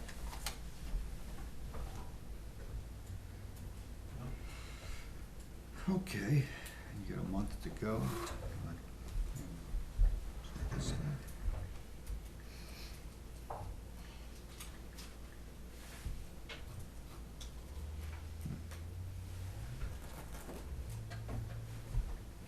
So you should have about 51,000 left over. Plus or minus. That math is a little skewed. I just divided that number by 11 and multiplied it times 12. But that being said, going into next year, his actual salaries have gone up substantially. No, it's The salary. retirement, because of the new officer that's on full-time. Yeah, yep. The retirement's gone up substantially. No, I'm only looking at the cost for this year, that's all I'm looking at. I'm not looking at next year's budget. Okay. That's He all I wants was. to know But you're Because right. it's always to look at it to say, okay, are we gonna have money in this year's Oh. budget to buy? Stuff next year. And I already. But to Yeah. that point, David, when you did your math, you factored in essentially 3 months without that extra officer's salary factoring in, that would reduce. the Now, I revenue. took that officer's salary is included in that cost as an average, That's correct. correct? You're right, you're right. I just, So again. I'm just saying, I said approximately, Yeah, yeah. it's not that we're down to having $5,000 left over. It's, So what do you wanna buy? Yeah, slide. Oh, I'm gonna be sliding right over the Sliding up downhill. What can you buy this year that we can pick up? I'm biting my tongue, you know. Be careful what you wish for. Tip-top, baby. How do we buy new vehicles for the police department? Out of the capital reserve account. Capital Capital reserve. reserve account. Just one other question before we, So what did we actually change here tonight? not a whole lot. Because there was a couple, well, we'll move on. Anyway, a question. Tim would have it. I didn't get No, that. just- We talked about the cell tower going up. That probably won't, if it happens, or actually happens, they won't even start until next May or so. Correct. And I know we've talked about, independently, some of the communications equipment that you're gonna wanna put on there. And I don't see it anywhere in here. Did we wanna put together a warrant article for that sort of communication for next year? That you might need, Can I rephrase that question? Go ahead. be my guest. Have we received a cost proposal yet? We haven't gotten that far yet.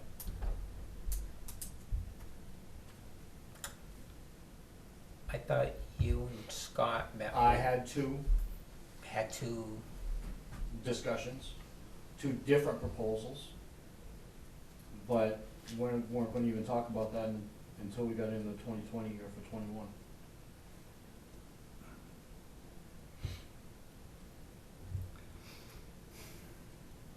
why? Because like computers and electronics, equipment changes sometimes quicker than we can keep up with it. So what might be in date now could very well and probably will be outdated in 3 months. So in order to do a proposal that's accurate, we need to be closer in the time frame to do it.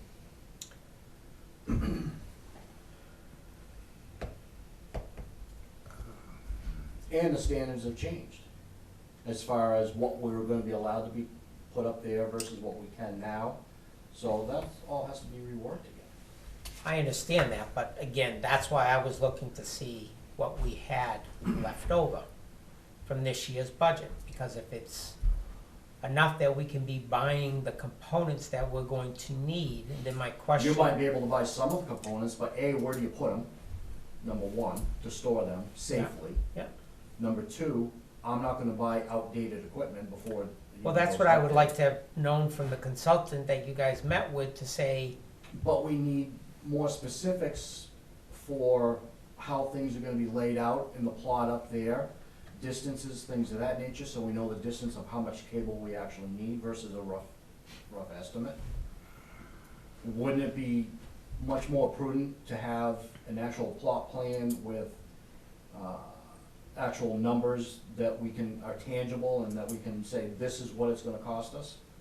Instead of just arbitrarily throwing a number at the wall right now to see what sticks? we never throw arbitrarily, and that's why I'm saying that they presented the plan to the planning board where it would go.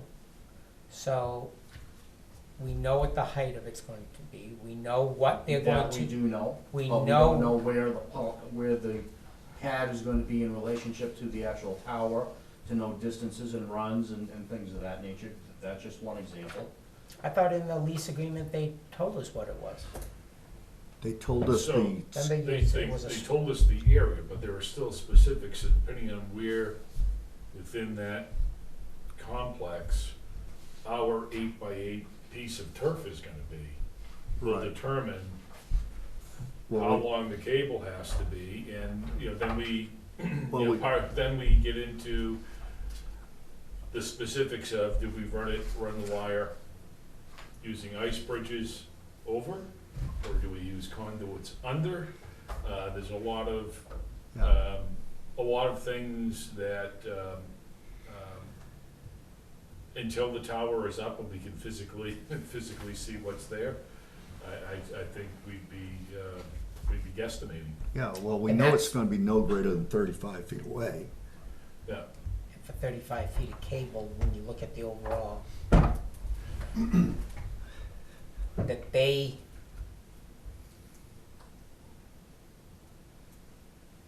no, they weren't the ones that was. If you're fine with waiting until 2021, fine with me. I'm just trying to say, you've already got money that would cover what I anticipate would have been the cost. To come next year and say, hey, we don't have money left in the budget, and we're looking to go forth, that's gonna go on a warrant article. I don't know how I else. understand that. So, that's, and if you're fine with that, so am I. We'll let it go at that, Okay. Why wouldn't you budget for at least some amount of money for next year? because we don't know what it is. I don't know what it understand, is. but you could put at least a placeholder, wouldn't you? Mm, 20 grand or something, I mean, I'm not. The latest figure I had was 48. wow, coincidentally, you had almost Okay. 50 grand. But again, you know, there's so much I variable thought that in the consultant that you met with was gonna be able That's to give you where a I got the figure proposal. from. Was gonna give you a proposal that says, here's what your cost would be. We could enter into a contract with them and wait till the tower got put up, encumber the funds in that anticipation. But if we Well, can't go there, well, here's a separate thought. We've approved the tower, but until they actually build it, we don't know they're actually gonna build it. right, but that's And that's the not other part part of of this, is we can't go buying things and then have something happen where this doesn't get built, and then what do we do with the inventory that we collect and use? I'm as not saying to go and buy something prior to the tower going up. Let me be clear with that. Okay, What I am Then I trying misunderstood to, you what when I I am apologize. trying to do is encumber funds that have already been raised and appropriated to go to that cost. The only way to do that mhm, is either have a contract in hand purchase order, whatever, or actually expend it. So it's not gonna happen by the end of the year. I thought if we had a fixed cost proposal for what it would cost, we could enter it into a, I don't think that, and correct me if I'm wrong here, Scott, during our conversation, there were too many variables in what we had for knowledge at the time that we met with that vendor, okay, in order to be able to put a conclusive number together to determine what our cost and layout was going to be. I agree. then that settles it. So,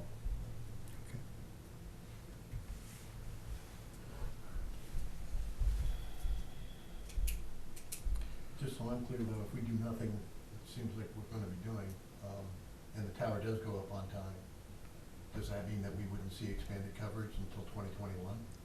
That's correct. that's correct.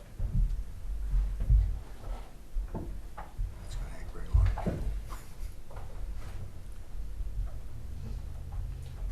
I mean, we could possibly have them give us a worst-case scenario contract, or not to exceed number, encumber the funds, and if it comes in below that, that's not gonna hurt anybody's feelings. I do this all the time, in my business. And what they'll do is they'll put together a proposal that, and there's a line usually in there that if there can be a change of equipment, because we have line items of equipment, but if there's an upgrade in equipment, that it can be reallocated for that. It's obviously not government, but, and say it's the $48,000 figure, that is the figure we go into the, I mean, we just did one a couple months ago that's 18 months out. We know it's 18 months out, but we still give them a figure to encumber there. I've done it, I don't like it, just because, as you said, there could be variables. And it could come out that we're gonna need more money, because 48,000 sounds good now. Who knows, like you said, who knows what's gonna be? You may have to go back to the till for more money, but at least it encumbers the money now. Because you know, is it gonna be any less than 48,000? Probably not. Well, and for example, what we were looking at originally was a bigger container to house this equipment in. So now the spec size that we receive back is half the size of that.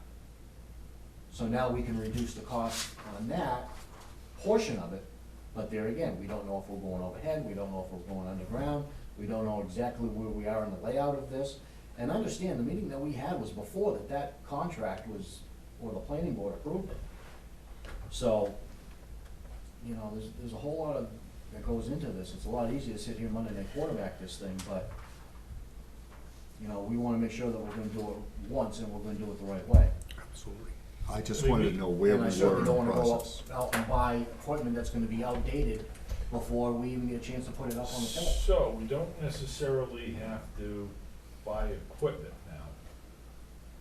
We just have to execute a contract before the end of December. So then maybe we have a discussion. And get a number, and then see what funds, and we'll have a better idea exactly where you are as far as surplus and the rest of your budget. And if it doesn't get installed till the following December, that's still okay. Well, that, at least you have a portion of the funding. I never even thought about the encumbering aspect of it. Yeah. Because I've only done it once since I've been here, so. And if something changes in the meantime, then it's called a change order. We don't accept You do them those. all the time. So, And we'll take the overage from next year, we'll put it in we'll do this again, and you'll have a golden palace up by there. Better than a tin can and string. So going through the numbers in terms of making the changes to the FICA and the Medicare and just taking out the 52, I come out right now with not taking nothing out, not changing anything that we haven't already talked about changing. It's $720,711.02.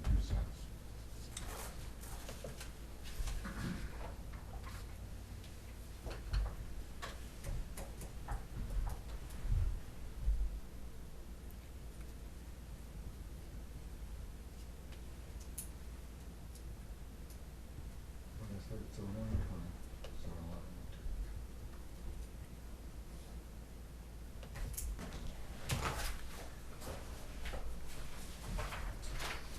Now, what doesn't that include? The recalculated health? I've recalculated the salaries, the FICA, the Medicare. That and the includes- And the retirement, correct. So the 727,1102 includes everything as it sits with refiguring those. Going from a 53-week to a 52-week. Now that, I think there was some discussion and David wanted to go back to, I believe it was overtime. Which you have budgeted at 32.5.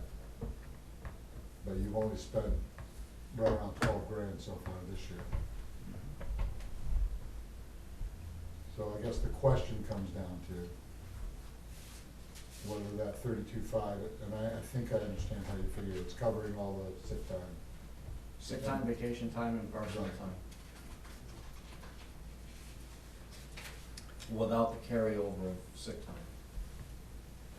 Right, it's Just all based based on on the- an average rate of higher offices and lower offices, and, Doesn't include the salary employees, that's just the patrol officers. right, but how did you arrive at the rate? Just using the patrol officers' salaries? Using the patrol officers' overtime rate, Which patrol officer? 4. 4.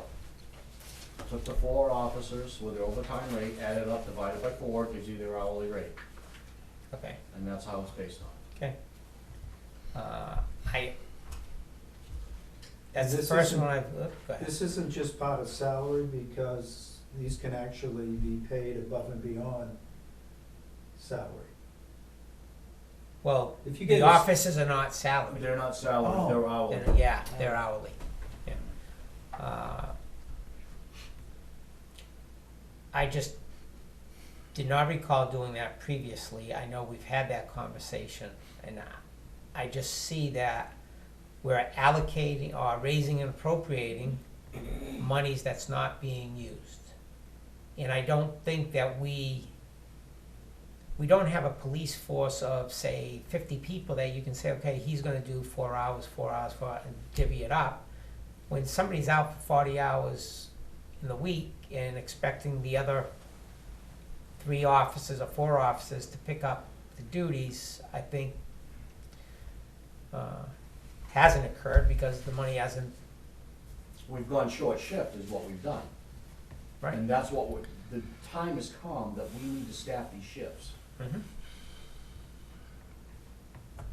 So if we don't pay these guys, how do we staff the shifts? But now you have officers that are working 10-hour shifts. Correct. So now we're gonna be putting them on overtime to pick up the time when somebody's out sick or on Correct. vacation or whatever. Didn't you also note that you have some overlap with officers as well? So, That overlap happens during the evening into the overnight shift. okay, There's 6 hours there between 9 and 3 where we're running 2 cars because of the nature of the type of calls that we're running into that require a 2-officer response. And during the day, we have 3 on, right? 2.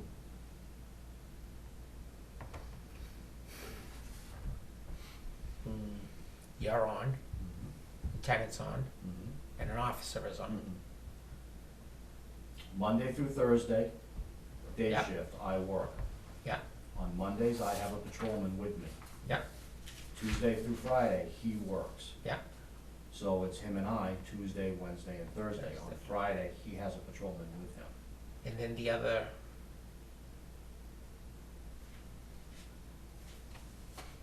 So one of the patrol officers works a Friday through Monday day shift.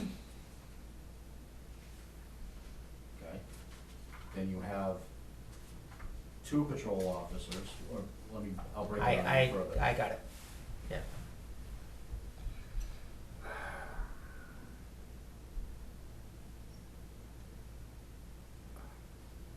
I guess the obvious question is, and I hate to say it, but what sort of a risk factor are we looking at if we short shift during these vacation or sick time things? I mean, half your department in theory could get down with the flu, during a given period of time over the winter. They very well could. What, We're very fortunate. what's the overlap on the night shift? The overlap on the night shift and the evening shift into the night shift. Yeah, Is the night car or evening car works 5 at night till 3 in the morning. The night car works at 9 at night until 7 in the morning. so there's you a have 6-hour lap. 6-hour lap, correct.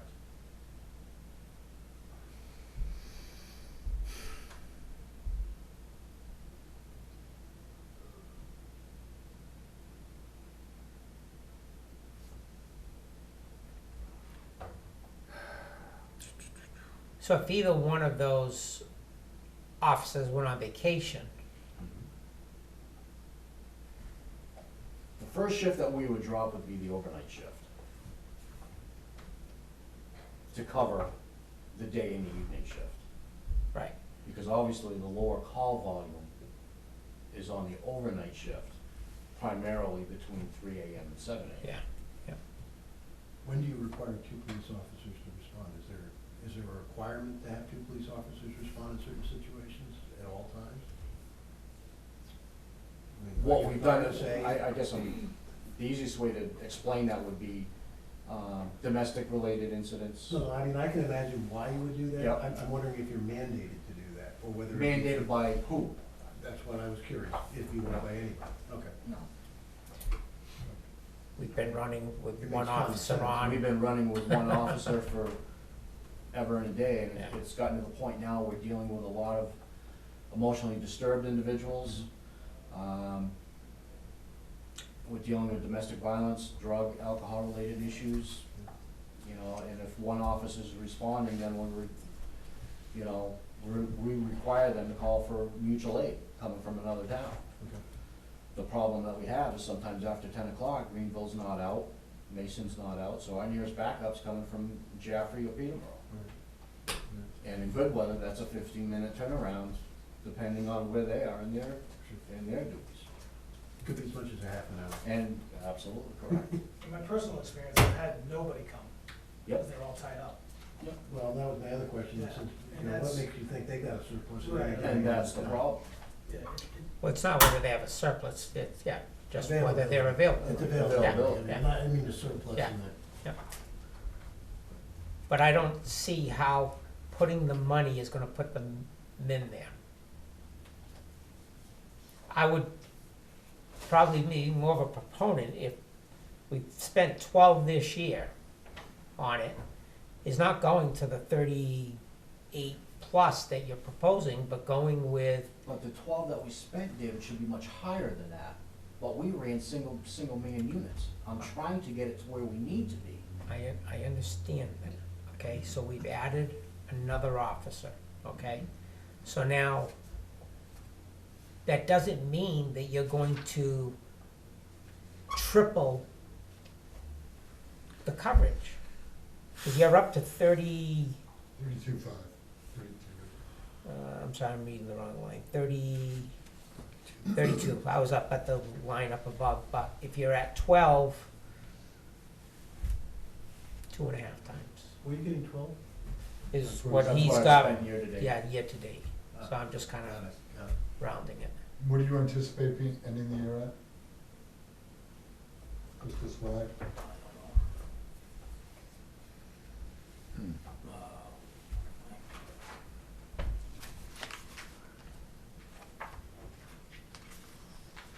It's hard to say.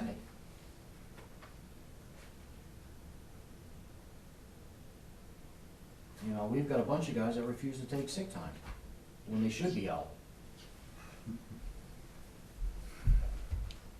Well, it seems to me like that line item should possibly go more towards the police part-time salaries, so you have that part-time person who's able to step in perhaps? The problem is I have one part-time officer who is quickly coming up on the 61 years of age, who owns his own business, who business takes him out of town on a daily basis. So to get him back here to work at the start of a shift is virtually impossible to do. And how many hours are you gonna expect him to work? And understand that he can only work a maximum of 1,300 hours a year. Can we get more part-time officers? Yeah, because that's real successful in trying to hire part-time people. We've had an issue with hiring full-time people, let alone part-time people. I don't know what the availability is, They that's have what to I'm meet the asking. same standards that a full-time officer does as far as hiring goes. So they have to go through a PT test, they have to go through the, But I mean, everything else. the question is it an option? Can we do it? So, You can't do that in a budget cycle. and right I'll tell you now, that right there is a shortage in New Hampshire. There are communities paying $10,000 signing bonuses for police officers right now. I don't know, but I just saw on the front page of the newspaper today, 15 new hires at Manchester getting sworn in. Granted, That's I'm Manchester. sure their pay scale is higher than here, Considerably higher. along with a risk factor that goes And you're complaining proportionately. about a $32,000 overtime. That's not even feasible. What's not You feasible? have municipalities the size of Swansea, which is 7,700 residents. They're doing a $5,000 sign-on bonus right out of the chute for full-time guys. To try and hire a part-time officer, it's a dying breed.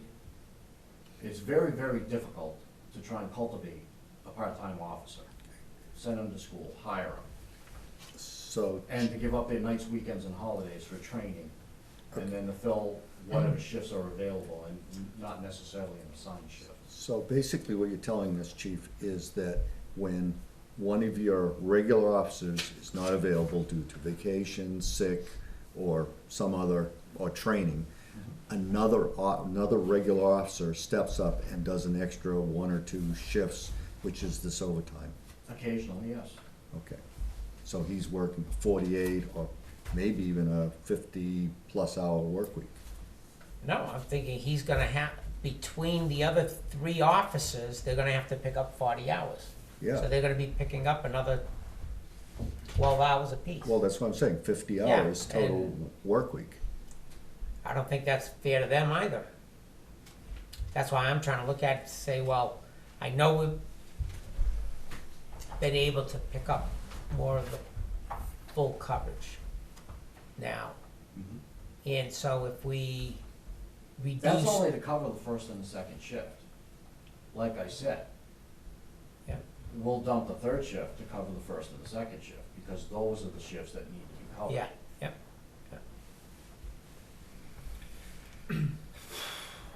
I'm just looking at that, a significant part of your budget, I don't increase. disagree with you. So, But do we want the coverage? Do we wanna keep the officers that are out there working safe? Or do we not? And act like a part-time department? yes, we wanna keep them safe, chief, we always have, so that's not on the table.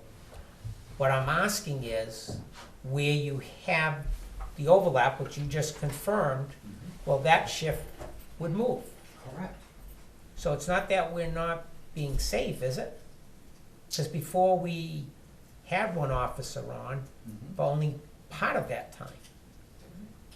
So now we have fuller coverage with an overlap. So if we were, during that time of vacation, either didn't have the overlap, whether the hours changed, or you drop one of the shifts and put them on the, We forever have done that. yeah. stagger start times, you know, move things around, I mean, And could we do that with a $20,000 budget or a $25,000 line item budget rather than a you $32,000? could probably do that just by cutting back on sick hours that are used. What is here is based on what they have earned, I understand that. okay? I am Yep. telling you that these guys do not use their sick time. Okay, so do So, we subtract to their out? own detriment, they don't use their sick time. Potentially. I don't wanna subtract it out And that's the because problem. somebody is going to need it. Absolutely. Yeah, sooner or later. Let me ask one more question. When you ask these officers to step up and do an extra shift or two, how does that affect morale? Are they eager for the overtime money, or are they, gee, I'd rather be at home? Go ahead, answer. Yeah, so, Lieutenant Mike Abel, I do all the scheduling, and I'm the one that has to ask these guys, do they want the You're overtime? the arm twister. Or do they not want the overtime? And, first I'd like to speak that, you know, what we're trying to build here is to make sure that we give a constant coverage to the citizens. And they're getting, basically 5 days a week now, overnights. And what we wanna do as an agency is try to make sure that when that officer steps out, that we're giving the same coverage, and it also adds an element of safety to our officers who are working. So it's easy to dump that overnight shift and not have two guys on at night, which now we have less coverage and then less safety. But yes, so I can tell you, the way that Chief's been trying to do this is that the vast majority of the time, guys are eager for the overtime, and that we're filling these shifts upon request. I have not had anybody say no to me, or I haven't been able to fill a shift in the recent past. When I asked, they say yes. As far as today, I asked the guy, will you work January 1st at 7 a.m. in the morning? And you know what he said? Yes, I will. He didn't hesitate. He said, I'll take the money. So with that, honestly, you know, these guys are eager, and we like the coverage, and it keeps us staffed, so. But isn't that the agreement that we have with the officers, because they all get paid X amount for covering the holiday time, They get 2 paychecks a year for holiday pay. for holiday pay, so somebody's So gonna they're have to working cover. straight pay. They understand. Yeah, and this year, Well, if the I'm way January 1st ended, Yep. the is that those happened to be 3 out of the 4 patrolmen just happened to be off on that day on the way the schedule rotates. So we had to put somebody there. So, like you said, on holiday, yeah, they're getting that twice annual pay for the Yeah, final fund. yeah. But on this particular January 1st holiday, it landed on a day that the chief and I are off, which would normally fill that day shift. And these guys would have been off, if that's what you're trying to get to. No, I was just getting to the point that I'm thinking if they're getting, because of the situation we were in, not knowing how you pay a guy when he's working a holiday, that everybody's gonna get paid, check to cover the holidays, that somebody would step up and say, yeah, well, it's my turn or whatever. Right. But Chief, looking at your breakdown here of the overtime, the first one you've got on here is 5,802, says covering training time, emergency call-out, or investigation in the vacant officer position. The vacant officer position is supposed to be scrubbed, obviously Right. that position's been. So, if we took the overtime out, since we have the,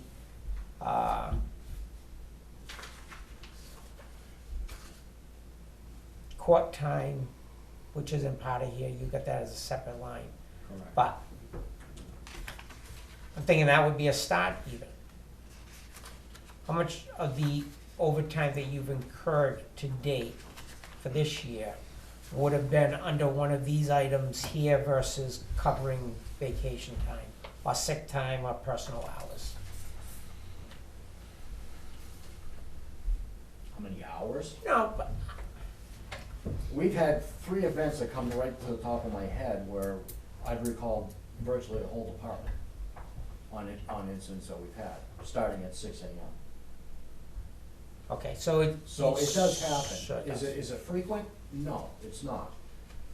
It's becoming more frequent than what it has been in the past. Well, I guess, you know, we could be discussing this all night, which I don't wanna be doing. I would ask that you go and try and come up with another venue, because I don't wanna arbitrarily say this is where it should be, but I can't agree with that updated number. I can't, I don't know, Selectman Hamel, can or not. The other two items, and I just have them highlighted, I didn't fill in the values because I think, we have to find out where we're gonna be as the insurance. And then the PD communication is the other one. I think we should look into an alternative plan and possibly being able to update that budget before we finalize it. And So overtime, PD communication, insurance, I don't have any figures for that. right, that's what I'm saying. We, board and Scott will need to find out where we're gonna be. That's why I didn't plug the number in. So those three. And you got the communication, Overtime, communications, and insurance. right? And then, general supplies, are you going to try and buy that this year? Try and buy them. Cause I had down that you're gonna be buying 2 computers. Already done. It doesn't come out of general supplies.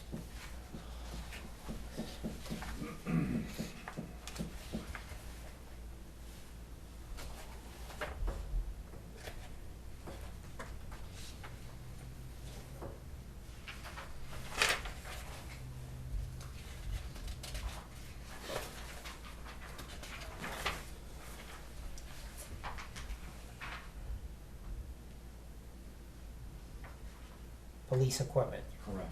that one. So it was the same value.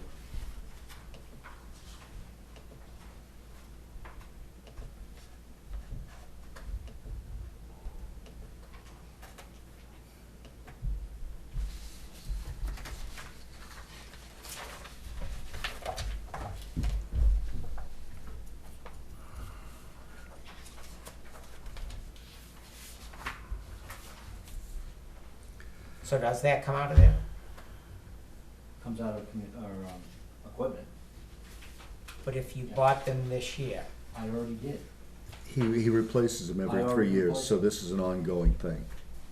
So he's buying 2 more next year. Dave, are you suggesting that he increase or purchase an additional to this year out No. of the surplus? previously, when I asked the question, it says he's going to be purchasing 2 new computers that weren't listed on here, so I wrote that down. I had already done that. Already purchased.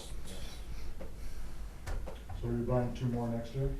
Or are you buying no computers next year? To stay in my rotation, I should be buying 2. Correct. So you're gonna buy 2 in 2020. Correct. My question to you then is, can you buy those 2 in 2019? I probably can, but Are you not gonna use them? If you're not gonna In use them theory, until what I should do 2021, then- I would say don't I bother. wouldn't be using them until next year. Okay. And in a perfect world, if I had a place to put them and store them, I'm a little tight in space.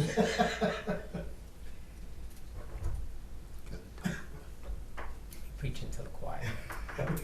Rent space in building 2 over there. I bet I could get it cheap too. Watch what you wish for. That's a warrant article you should be thinking about putting together. To raise that building separately of the proposal. And get rid of that albatross. You might have an easier sell. Just a thought.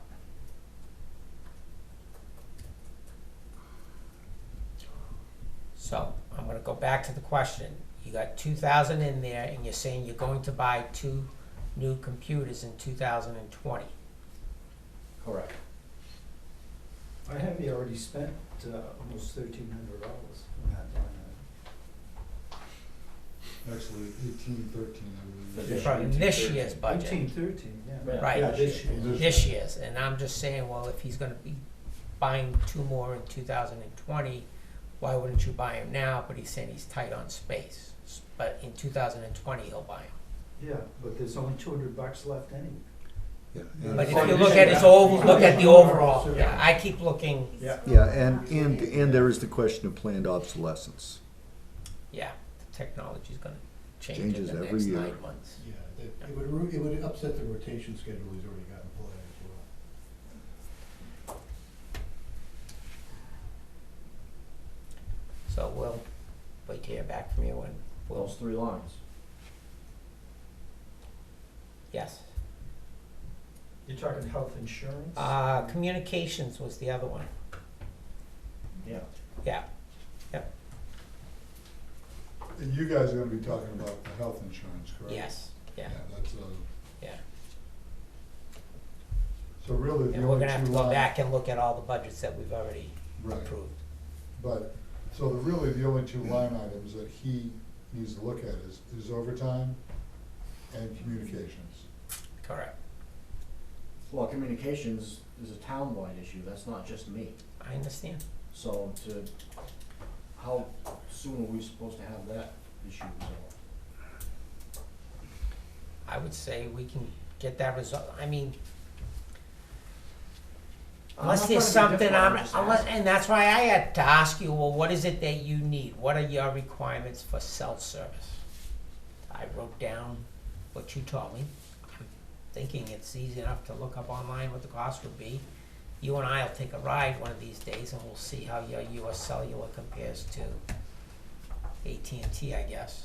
And if AT&T doesn't work, then we won't even look at it.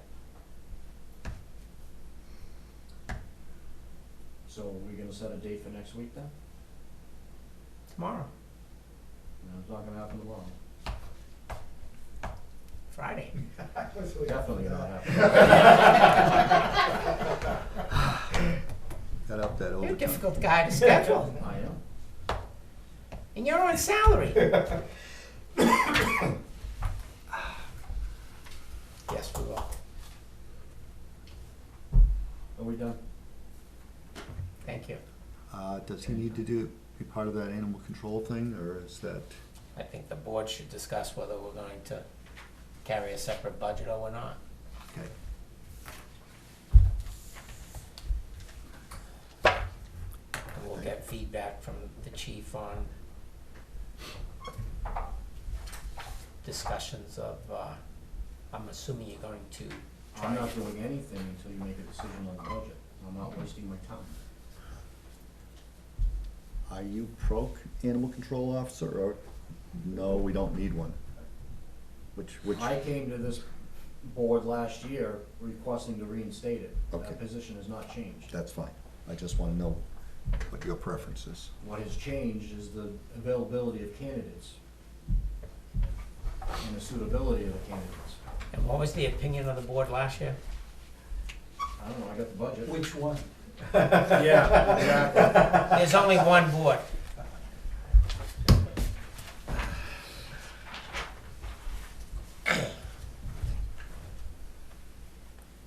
Good night. Thank you for coming. I'm here for you. I see this year you brought back up, I knew.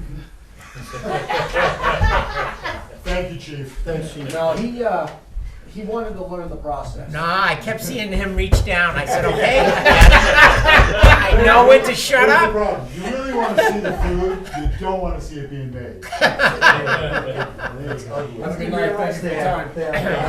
They have weapons?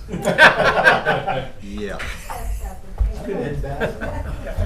Good night. Right. Good night.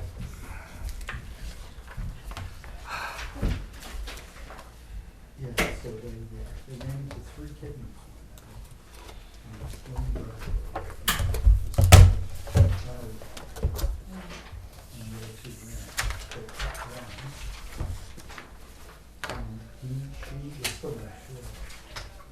Been in my house. I was gonna say, you know. It was probably, just a couple of weeks ago. It was probably 4 or 5 weeks. Are we animal control in there? Yeah, it was. No, it's part of the police, it's been under the police by now. That's where I'll stick it. Put last year.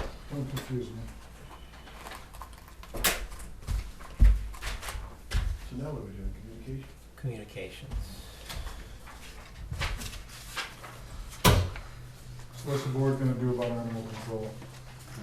We have to wait till the board's all here. I'll talk to John. Figured you try to stuff something through on John's time. The board last year voted against it. The finance committee voted for it. The finance committee was the ruling committee at the time.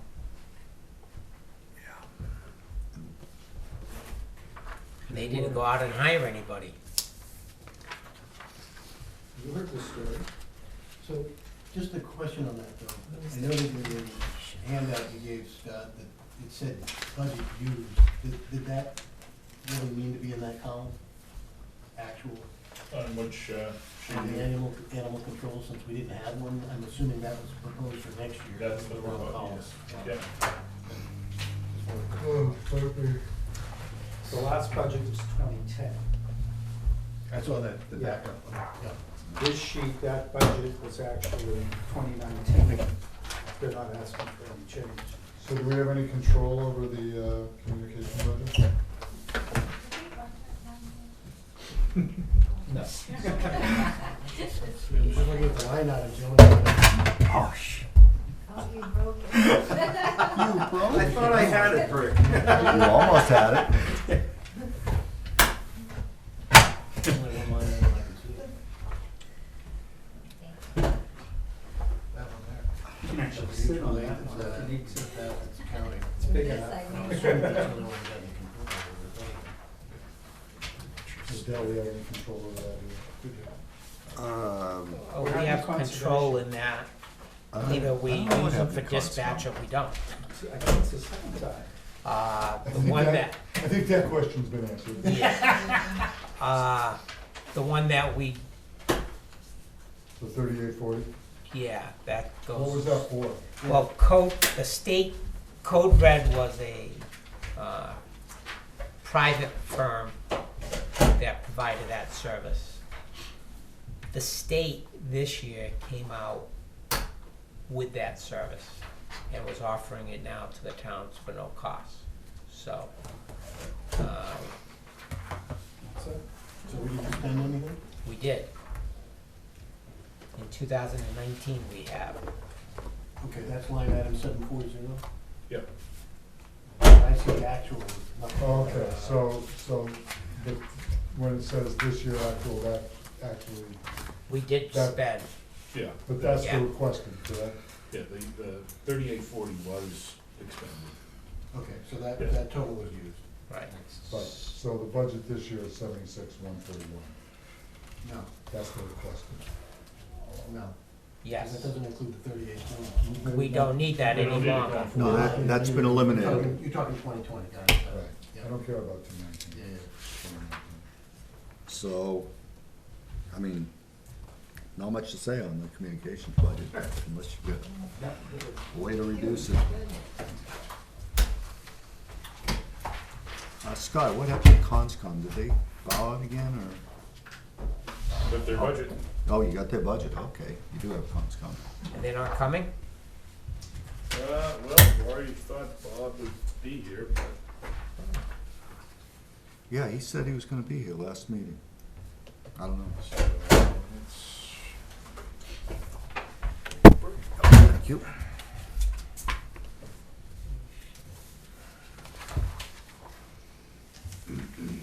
Thank you. were you there?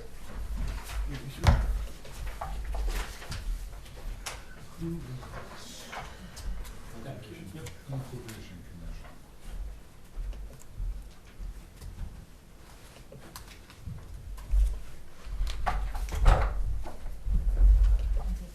So it's level. Yeah.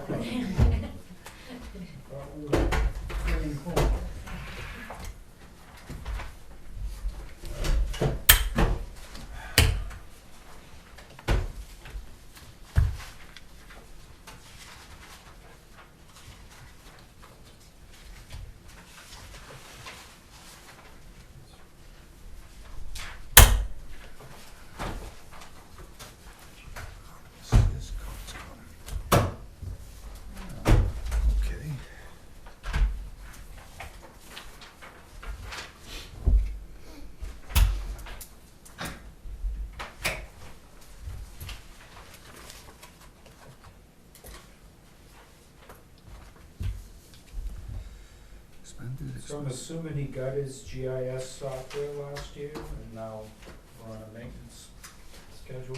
That was new last year, at $400. Was it? Yeah, It's yes. just that maintenance for last year. Apparently it's maintenance. I was just gonna look at last year's, because, That may not be maintenance, or maybe he's just renting it on an annual subscription. yeah. It's, basic single-use primary maintenance. How old are we at 828 here? When these numbers all transpose across, except this one's higher. Did you say they bought This it is last year? 1333. Yeah. I don't know, not my numbers. Not your numbers. Apparently it's a subscription. Yeah, I don't. This is You know? an I don't remember it NPMSI? being a subscription. So, this was sent out, right? Yeah. Yep. The boards filled in these Oh, numbers. so you give them like a spreadsheet that they're Right. filling, okay. That 828, I'm coming up with 1378 for an actual, which actually would have put him over the budget. Unless somebody's got a different way of doing that math.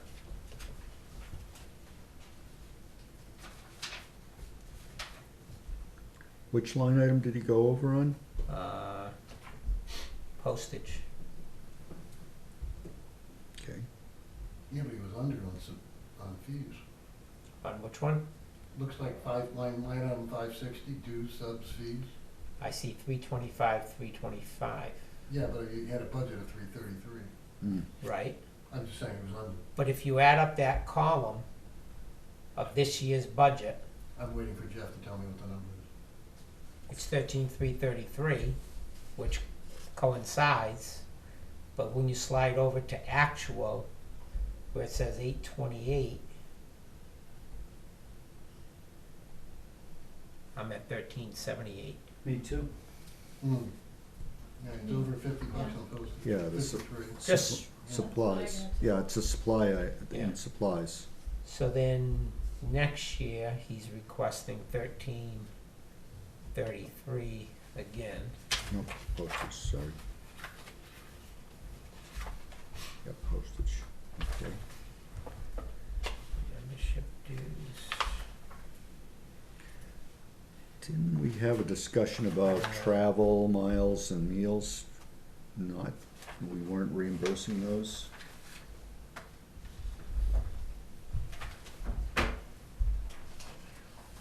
Which one are you on, Bert? Training? No, travel and miles and Yeah, meals. 580. 580, Fourth one down. 75 bucks.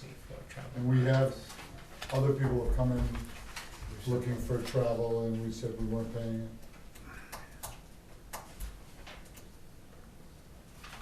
Didn't we for the fire department? I'm just curious what they have been. I think we did. Did we do it for the fire department? I think we did. Yeah. Mostly, because they had those massive trips up to Yeah, Concord. because well, It wasn't a one-time, It was a multiple trip either to Keene or to it Manchester. was, Yeah. it was back and forth to Keene a couple nights a week. yeah, there was some justification for it. It wasn't a one-time Right, deal. right.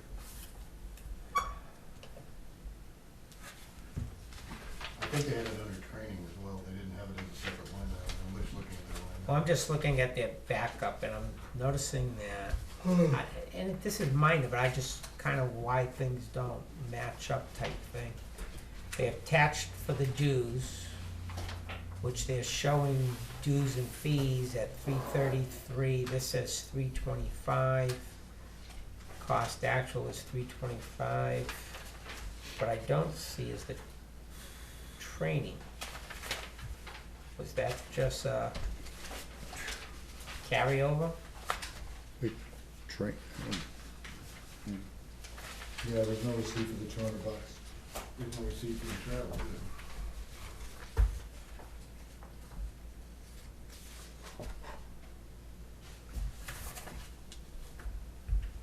What are they doing with, Yeah, I don't know. what are they doing with 500 envelopes? They did, I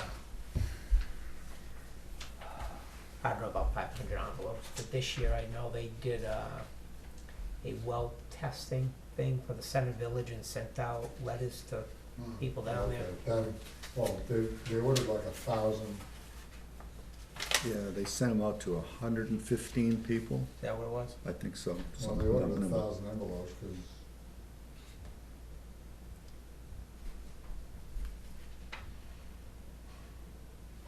number 10 for $34.99.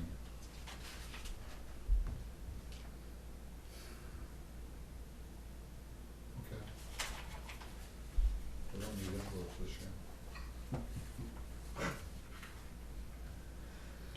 Now, this is something I'm looking here is that this software thing in the back, and this is being built to Bob Boyan at 161 Binney Hill Road. Yeah, that doesn't seem That appropriate. doesn't sound right.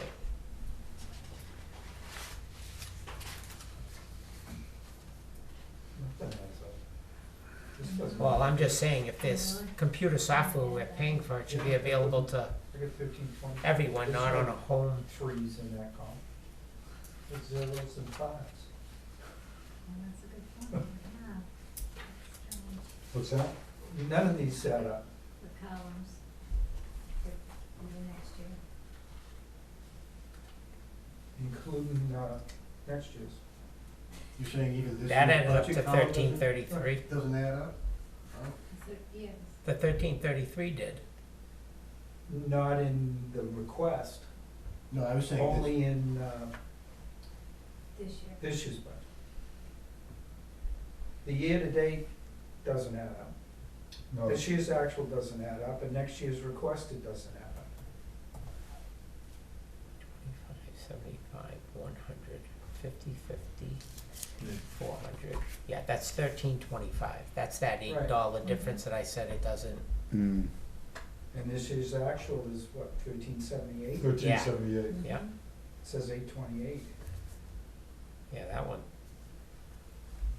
I don't know. Doesn't the system do this? Well, what Scott was explaining to me, because I asked the same thing, is that he sends them this with just the first column, and they're filling in the other two on a spreadsheet. So it's not like it's being inputted into the VMSI Then software. how's it get hit? That's what they did. He How sent did them they this get it spreadsheet, there? on the spreadsheet that he sent to them. Oh, okay, this is a single. This isn't a printout out of VMSI. Alright. Yeah. I thought it went back into being. Yeah, I thought, that's why I asked him. I would, the only thing on here that I don't, it's a short budget anyhow, but I don't agree if, in fact, that software is being used at his residence. That should be on a system here where, And did he do any training, any education last year? claims he expended to it, I but think Yeah, you but did. there's no receipt. I remember some discussion, I don't remember what it's Yeah. specific to. so I get 1378 for actual expenditures and 1325 for next year's Right, request. correct. Well, I can't, are you impressed? I'm trying to follow you, Jeff. I'm trying to follow you. Don't, dude, I'm going over the phone. I'm telling you right now, do not follow me. Right. I'll He do it himself. I'll keep breaking distance behind you. But it might help if you push. do you have a printout of the current cost to date for all of our reports? I do, let me go grab it. I'd just be curious, because it's ironic he's, this year's actual all Yeah, go grab it. match up.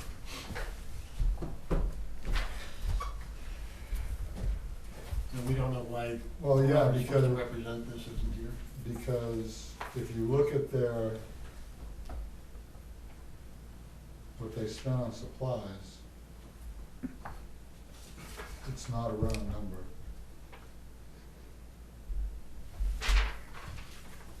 Well, we don't know what they spent, other than what they've typed in.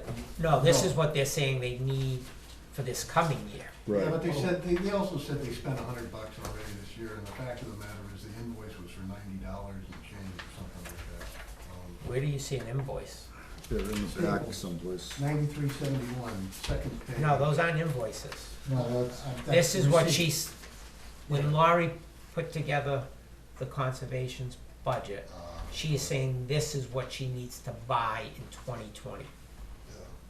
Oh, this is not a receipt. It is not a receipt, no, Got it. no, no. Even though it says expected delivery Wednesday, November 24th. That's why she just says, oh, Yes. we bought that this year, I'm gonna need that again next year, she makes a copy. Got it. Okay. Yeah, so not a receipt. Got it. You can call tomorrow to see if she got it. It's due. I'll bet you can go on his tracking note. Yeah.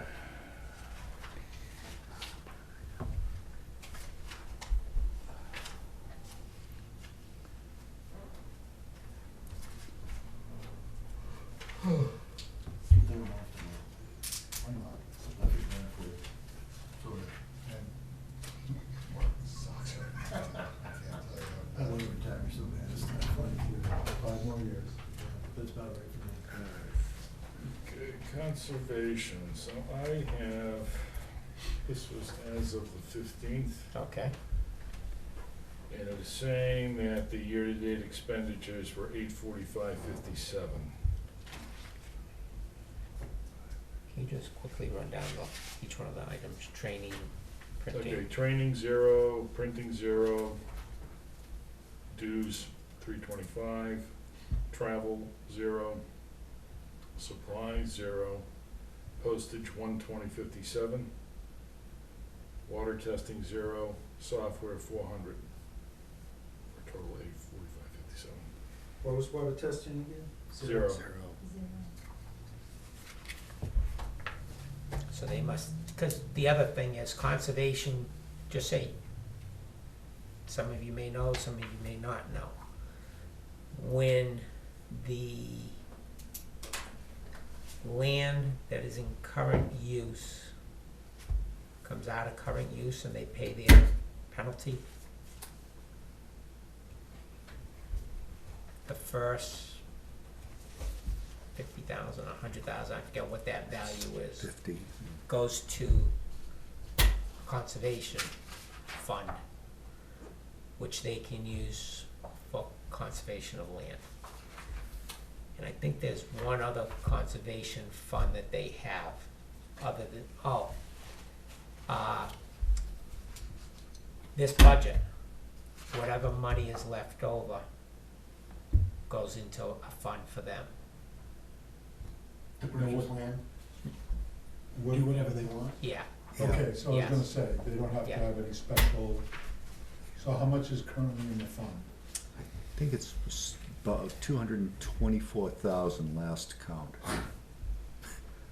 But they can, the conservation committee can spend as it sees fit, As in any it's, way, shape. within limits, it has to be Be conservation conservation, related. yeah. Usually it's used for the purchase of land, which is one of the things they're currently chasing. I attend their meetings now. So they're looking for a piece of land, maybe 20, 30 acres to possibly buy or encumber. As of a year ago, no, this would be their capital reserve where the current use tax money goes. They had just under 60. So they couldn't use that They- 220K for oh. these kinds of items, or could No. they? Yes, they can. They can. They can, yeah, as long as it's very directly related to conservation. I mean, it's, Well, I would it- Yeah, think- I would this think is all everything on this is- conservation. yeah, I know it is, I but. certainly would hope it is. Well, I think, Dave raised an interesting question. They've got GIS software, but it seems to be on a private machine in Bob Boynton's home. $400 worth of software that we're refunding here out of town monies. That's sort of a where it is issue, not the cost. Yeah, I'm not concerned about the cost, and I will say this, but Bob Boynton is effectively the Conservation Commission. Yeah. He pretty much runs it and tells everybody what to do and so forth. And without him, the Conservation Commission would be lost. but. Well, Okay. it wouldn't function the way it is now, is what you mean. Yeah. I just would never wanna think that none of us can be replaced, cause. Is that an elected position? I think the No. members are It's appointed, appointed. They're all and then appointed. from the appointed members, they elect their chair. Okay, but it's an appointed committee, not as a Correct. whole, it's not Yeah. elected. Yep. And they have control over $220,000. This I- may not be an actual software package that's installed, it may be a license to access the GIS server. It's probably hosted. Wherever But it is. it's, the bill, I know, I saw it. yeah, should be for the town, I believe it's his credit card too that's on but the it, bill. the thing that, Actually, no, that's the remit to, not the charge from. I looked at that, I thought, boy, if that's personal information, that's really bad that we're publishing that. says single-use primary maintenance. That's what kinda caught my eye. That's what it cost last year when you got it for the first time. Yeah, too. it sounds like a subscription, and Yeah. it's a geographic mapping system. Yeah. Yeah, I've seen it demonstrated. He's brought his laptop in a few times to show how it's supposed to be used to inspect the properties. And it's fairly sophisticated. Yeah, he was, he really championed, I had asked him about a freeware package that does similar. Last year when he requested this, and, he said this was by far superior. I mean, Was he it's- running it through a browser, or was it really Oh, running it? Well, I don't recall. he tied into the town Network. internet service and then popped it right up on the screen. Yeah, so it And- sounds like a subscription. It sounds like it's But hosted. it's my understanding that the people who want to use it, members of the commission, can go out in the field with their smartphone and make entries to the system via their smartphone. Mhm. So, Yeah, so it's probably not a local app, I it don't probably think is so. a subscription, yeah. that would make sense. And I presume they've given all the members of the commission the login information. He I may be believe so. the only user. No, 'cause, a couple members did go out to a couple properties and wandered around, took some photos, which they uploaded to this software and so on. I mean, it has a lot of information, and what it's designed to do is track the inspections that we are obligated to do as part of our conservation effort. What are we inspecting? Conservation, both easements and properties. So encroachment, for example, you're looking for. Encroachment, dumping of trash, Yeah. cutting of trees, shooting of wildlife, that sort of thing. Basically anything that's prohibited in a particular area, and they all have different restrictions. Right, right. As well as to examine the condition of the trails that wander through. So what are we doing with the budget?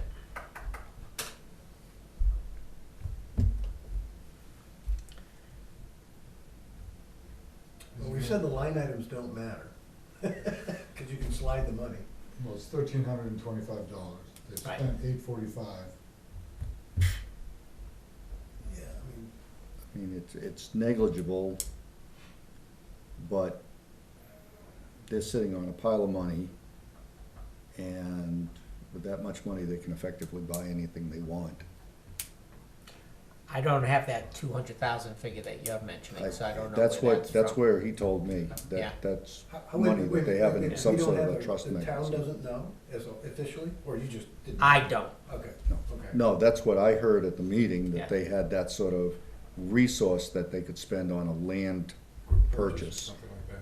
Well, what they can do on the land purchase has to come out of that capital reserve, and that's not what they Yeah. have, not even close. That's the 60. 60, no, I was on the person who was And you said substantially when a larger. property, I didn't quite understand it. You know what current use tax is? No, and I wanted to understand that. If you have more than 10 acres of land Okay, that's undeveloped, you can put it into what's called current use. And there are 3 different levels of that. I won't explain that. That's fine. But you pay practically nothing in taxes. You pay tax, but it's got it. It's a discount if you're not using the land, correct. undeveloped So land. then when you do now sell it off ahead, and now it's gonna become a subdivision, well, there's a penalty now for having received that reduced cost all these years. They need to pay to take it out of current use. It's like a 401K premature withdrawal. Got it. Okay, so then that money there goes into the Into that 220 or the 50 or 60? the 60. The 60. Yeah, Isn't it like 10 grand an acre? Something like that. I don't know how they calculate It's it a out, cute, it's a, but it's real money. somebody I know just took some land out of current use and they told me, I said, what? Yeah. Yeah. Couldn't believe I can't remember exactly what it was, but it shocked me how much it was. When you have, I don't know, I think there was some here that, you know, you have 100 and some odd acres and you might be paying a few $100s. So there's this $60,000 budget they got from this current use contribution. Yeah. And then you're saying there's a $220,000? That's the fund? number that I recall being stated at the meeting that they had Are for they land. different Yes, buckets? the one is the money from the current use tax. Yeah. That's one. And is that restricted in how they can spend? Yes, it's got to be for conservation of land, Got it. okay? But whether that means they buy the land, or that means that they make a deal with an owner to have a Preserve or something? deed Protection. restriction on it so that it doesn't get developed, Yeah. those types of things, Okay. the money can be used for. The other one is money that's left over from their budget. They've accumulated 220? I Wow. can't, I will verify that number. yeah, I'd like to I'm know not sure what that That number doesn't is. sound right, but, Yeah. but yeah. Yeah. Because I mean, if their budget's been historically around 1,300. It takes Yeah, a no, long no. time, Either that, or they're good investors. That's Which a means I lot wanna of know what they're deals, I investing in. yeah. No, don't. But It's can I a- suggest we just dump it down to $1,000? Because Do you wanna change particular line items, or do you wanna just say bottom line, $1,000? Well, you can't, you gotta go Gotta throw across out the the line budget. items. That might get them in here. they'll come next week, Janet. So they spend $325 on dues, Then there's $400 for software, so that's $725 right there. that's $725. Yeah. Take the rest of it and spread it. Well, leave 200 in training, cause Yeah. they did spend it. Well, they No, didn't No, spend they it, didn't spend they it. didn't. So, Printing, they didn't. And I don't know, Postage, they, it says 0. 127. I wrote 0. No, No, they he spent- said $120.57.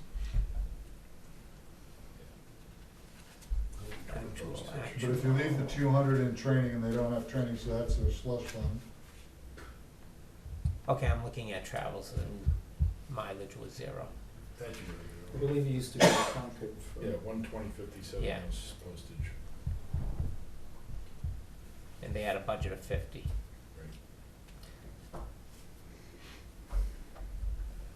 Leave $50 in the water testing, and that'll be $1,000, right? Well, that kind of had me a little in a quandary, is because they went and did their water testing for the people that signed up for it, and that must have come out of that other budget. right, thought the state and they did spent water close testing for free. to. They did. and No, No, they did, it They- wasn't free. it was free. No, it wasn't. The state offered. It was free. I participated in it, so I'm telling you from fact. It was free. If you wanted to go above and beyond what they were testing for free, Okay. then you paid, Out of your pocket. yeah. Right, but So- they paid for the testing, but it was free to the consumer. All right, we're talking two different things. Sorry. You're right, for what conservation did. His comment was, well, didn't the state do it for free? And I'm saying, yes, for the people the state sent letters to, they Right. did it for free. The residents could opt to pay for additional testing. Agree. And then the Conservation Commission thought it was prudent that they went out and did some water testing in the Center Village District. I believe it was contained to that area. Was it surface water they were testing? No, No, they well were. water, Well wells. Well water. Anybody that they sent the letter to that So signed up They for it. overlapped what was already. Yeah, I got sent both letters, one You by the did? state and one by. Yeah. Hmm. Yeah. So, So if I could suggest, so 200 in training, 325 for dues, 100 for supplies, and then 400 for, the software comes to 1,025. No, if you like, Cause we should put something in, And I think we need printing. And I don't know why it's 0, but they used to do the trail maps and whatnot that you could get at the kiosks at the conservation. I don't know why. So then why are we nickel and diming? That's what I'm saying. I'd Leave it at the 1325. just leave the 1325. The only thing I want to be sure is of that $400 is on a town computer. Or you at least have the login. It may not be Yeah. on the computer, but you should have, somebody in the town office should have the login. Yeah. Agreed.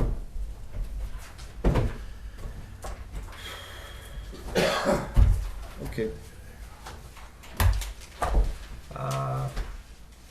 Communications, animal control, we'll talk about next week. That was it? That's it. Effective night.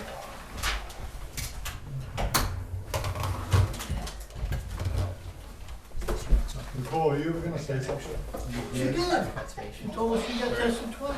Oh, that's right. Don't take that out of context. Yeah, I know. Wow. All kinds of. Was there any business? Did I actually laugh? Any business you wanted? Any business? Yes. On the school payment, did you already discuss that? no, we haven't. Did you already discuss it? You got an item on it? Yeah, so I've got a list of, Good. list of other business that I wanna get to. Okay.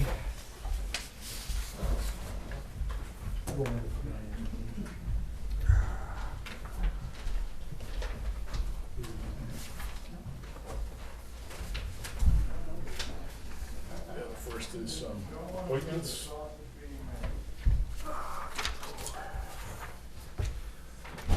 So the Heritage Commission has asked for the 4 people listed to be appointed for a 1-year term.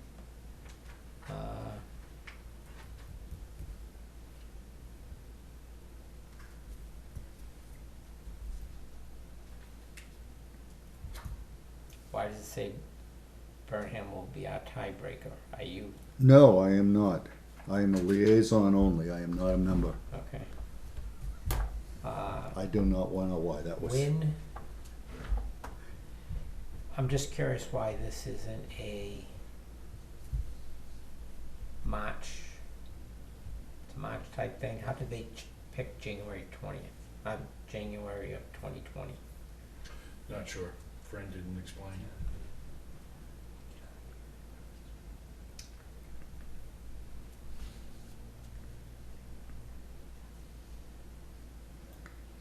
Don't we usually appoint for 3-year terms or staggered 3-year They're terms? they're typically staggered, and that's why, I think one of the problems is they've been having difficulties keeping members. Well, I think that's what it is. It's more mass turnover is the issue. but Mark, Fran, and Jason, I think have been, I know Mark and Fran have been on there. They've been very dedicated. Jason, I think, has been Jason's over a been year, attending Yeah. when he can, and I see Joanne listed on there. and which is Joanne was kind of excited to get appointed. Good.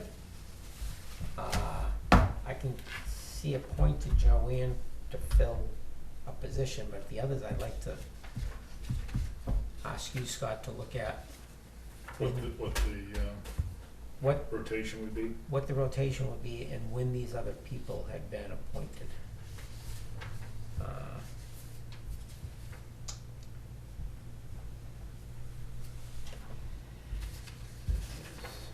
I'm sure that I'm gonna have it here.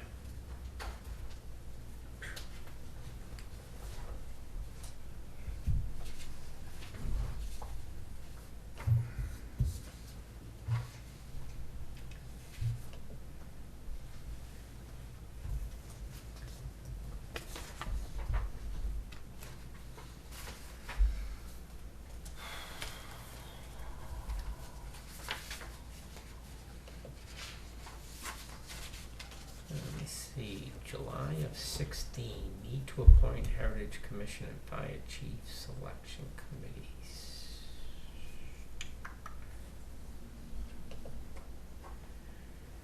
Review Heritage Commission requirements in RSA prior to appointments.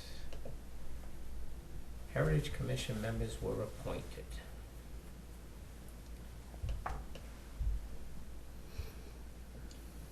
September 6th of 16.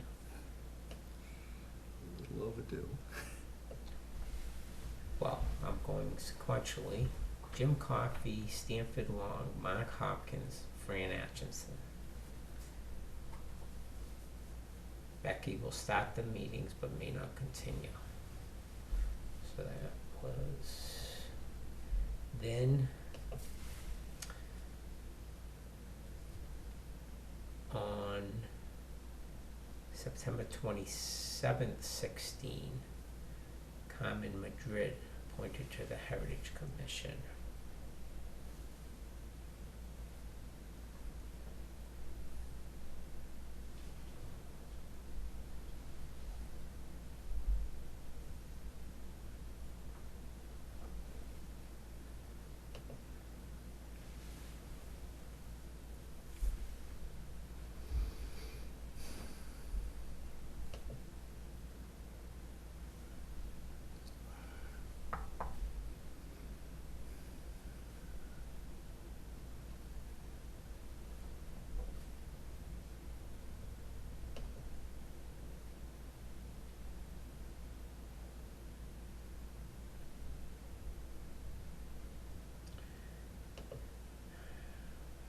Carmen resigned, appointed Dave Kotzen on April 10th, 18. David since passed away. Heritage Commission, Burke.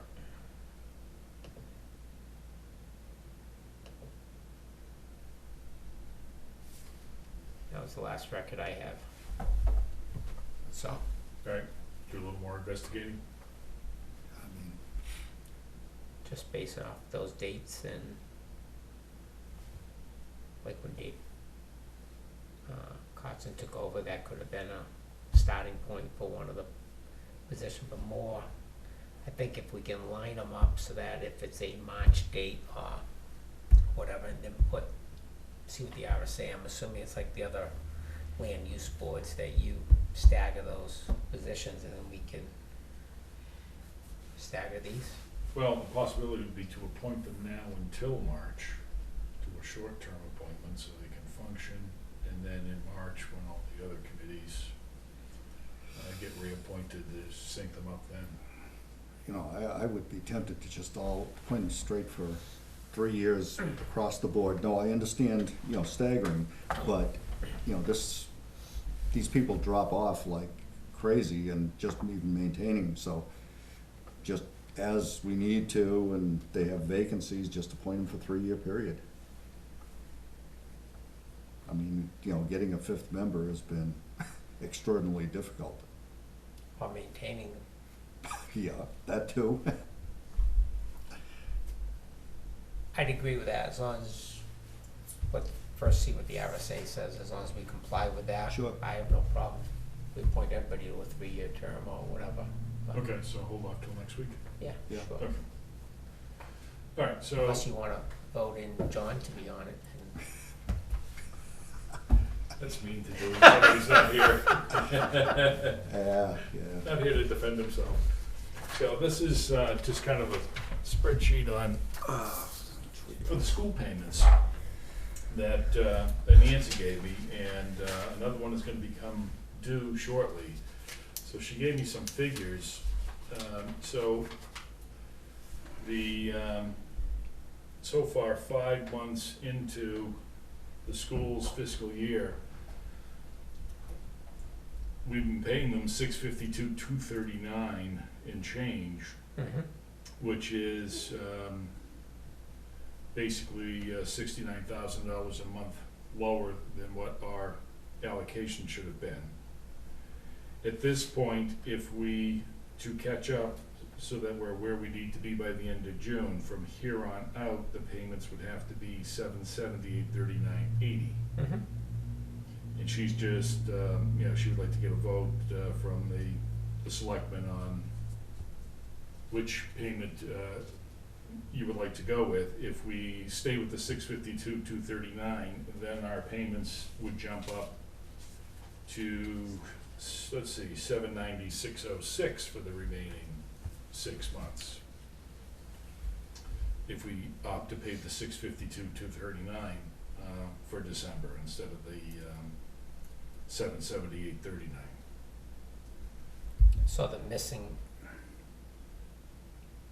number in this equation is, what do we have for cash on hand? So, so as far as cash on hand goes, we can pay the 778.39. What do we got for cash on hand? Cash on hand right now, I believe, is about $1.45 million. Yeah. Yep.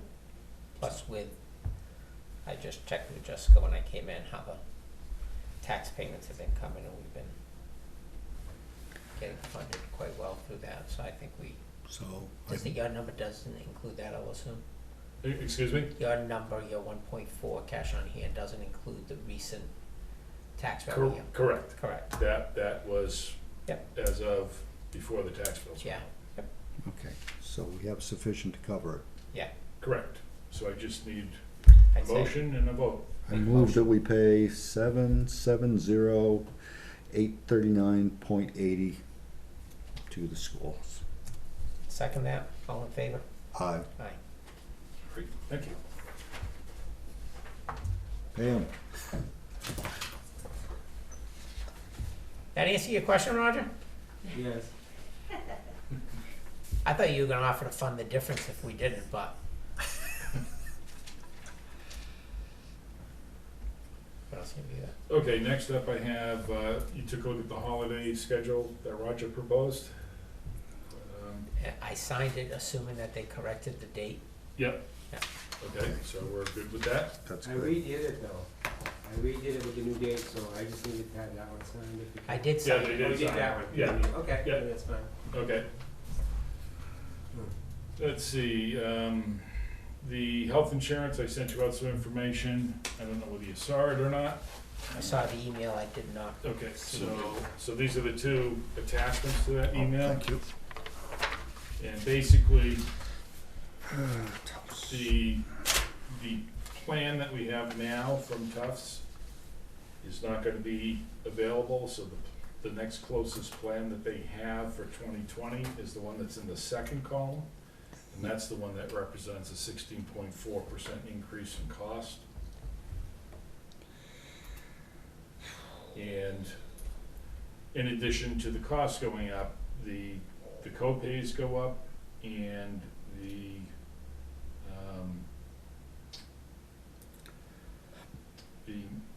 maximum out-of-pocket goes up on that plan as well compared to the plan that we have today. So, You've got Tufts Granite, Tufts Granite Advantage, PL 15, current. And then the renewal. Renewal. Right, so you're talking the renewal. right, so the current is what we have now, 127,000, right, and the new one is 148 and change. right, covering the same employees as they are today. And What's the 142 plan? So the 142 plan, the deductibles and co-pays go up one more step. The out-of-pocket maximum goes up just as it did in the second plan.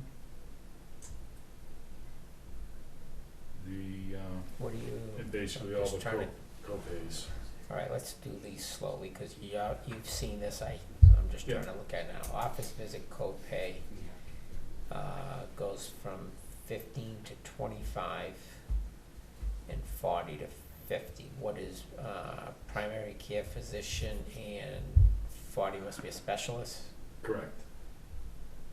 Then deductible and co-insurance, 1,500, then what's CIF? That is the Co-insurance? I believe it is the co-insurance portion. Okay, of so it. that goes up $500. And when would somebody be paying that?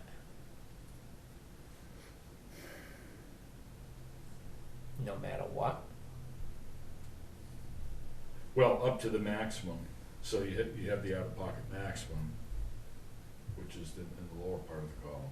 So right now, the out-of-pocket maximums is, $4,500 for an individual, $9,000 for a family, it goes up to $6,000 and $12,000.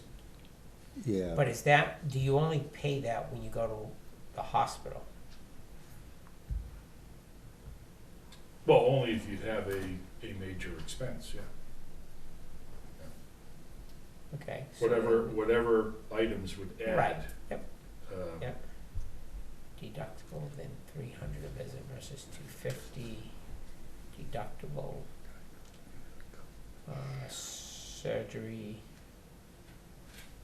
It's 150 to 250. Prescriptions. Pierre status. 5, 25, 30%, 35, 35, max 350, 5, 25, 50, 100. I'm assuming those other numbers are for non-generic drugs or something? Yeah. Correct. Yeah, it has to do with the tier of the drug. Yeah. Lab work covered in full, it's the same. The copay, physical therapy, occupational therapy, I don't know what the ST is, but that went up 10. Mental health goes up 10. Deductible out-of-pocket expenses, so that goes up. So if we look at this other plan, or the one to the right of that, the deductibles increase on coinsurance.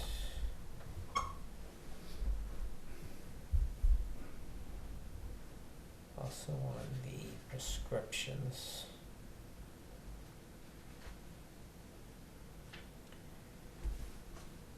I would think that that last column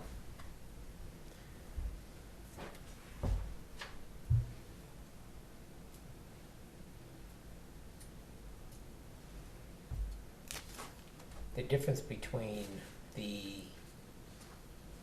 EPO 2000 and EPO 3000 appears to be your deductible. The others all seem to be prescription and copay 5, 25, 30, And the 50, out-of-pocket 60. maximum goes up. Yeah. Now, that out-of-pocket maximum, does that not go back to the deductible? No, I think it's separate from the deductible.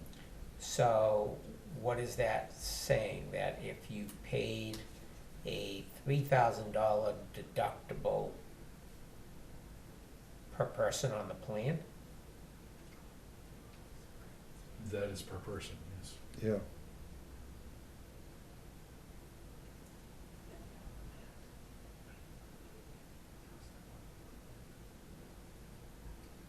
So that's doubling what they are at now. They're at 1,500 now. Yep. I mean, that almost starts to look like a catastrophic policy. That's what I'm saying, is that, Yeah. you know, for the most things, I think that the employees would be using this for is gonna be the prescription drugs, the routine Yeah. lab work and physicals and whatnot, but when you get into surgeries, I'm assuming that's when an emergency room runs, I'm assuming come out of that.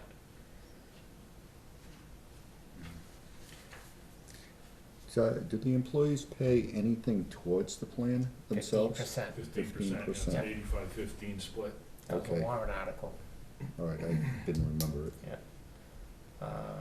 Yeah. So what's the plan from Harvard? So the plan from Harvard that is most like the second column plan from Yeah. Tufts is the second one down, the HMO Gold 2000.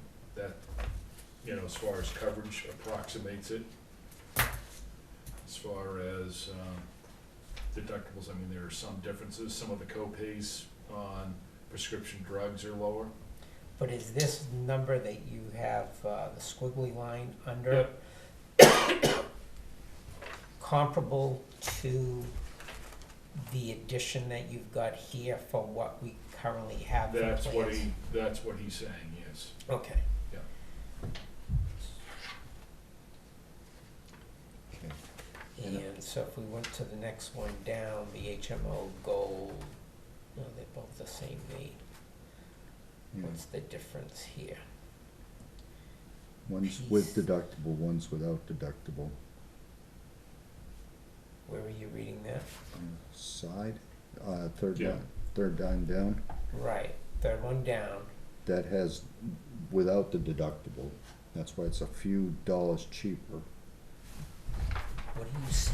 Art, show me Okay, on here here. it says deductible, with the deductible here, and then if you go down to this line, it doesn't have the deductible. I see a deductible here, 300. Yeah, but I'm talking the description of the plan right here. Right.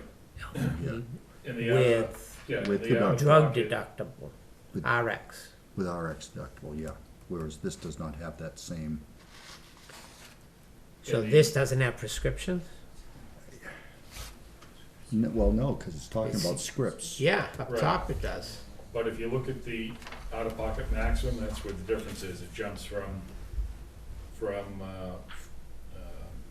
4,000 to 7,900. Yes. And from 8,000 for a family to 15,800.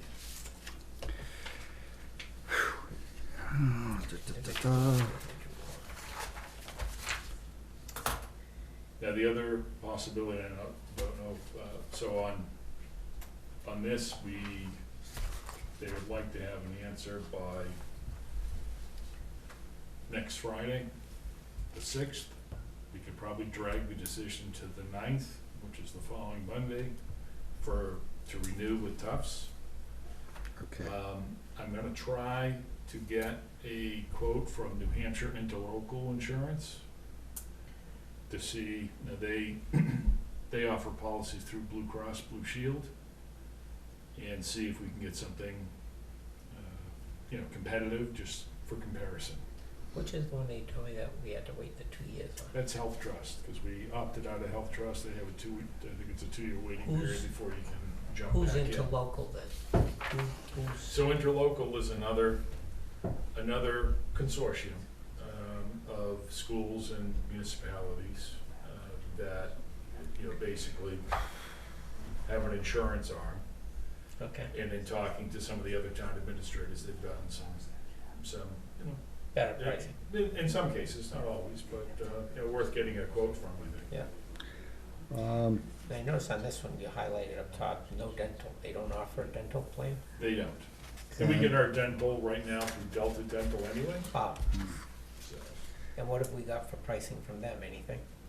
Does it stay the same? No, that's staying approximately the same. I think it might have even gone down a bit. That's still through Health Trust. yeah, and the other thing is, I don't think they offer vision care for glasses or anything like that in Oh, we here. must not have that now. No, I don't think so. Yeah, I don't think we Yeah. do. I'd like John to weigh in on this, I think. But I'd like to get that other number. Yeah, well, we'll try to work on getting another quote, All right. just to see. Yeah, And they said one of the reasons, the way he explained it to me is Tufts is new to New Hampshire, and one of the reasons why the initial year was low was because they didn't have a lot of experience on claims yet. Now they have experience on claims, and that's what kind of drove the, but, and they realize That we're excuse, accident prone. I'm and sure stuff. they have actuarialists that, well, you know how it works. yeah, Yeah, So- they How how much suck can I in, get? suck in, raise the price. And I'm noticing that there are people listed here, are they evaluated as per like age and stuff? Yes, they are. Okay, Yeah, so, yeah, you have to give them enough specific information for them to be able okay. to do that. So we'll try to get Yeah, one more competitive quote, and hopefully be prepared to make a decision next week sometime. yeah, if you would email that extra quote and this to John. Yeah, John already has Oh, that he via already- email. Okay, great.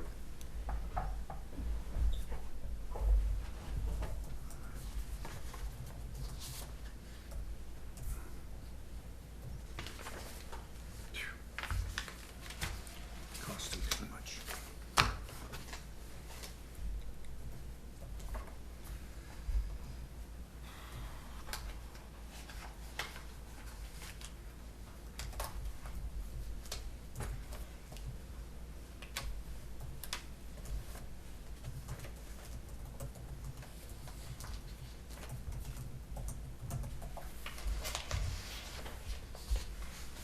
Something else there?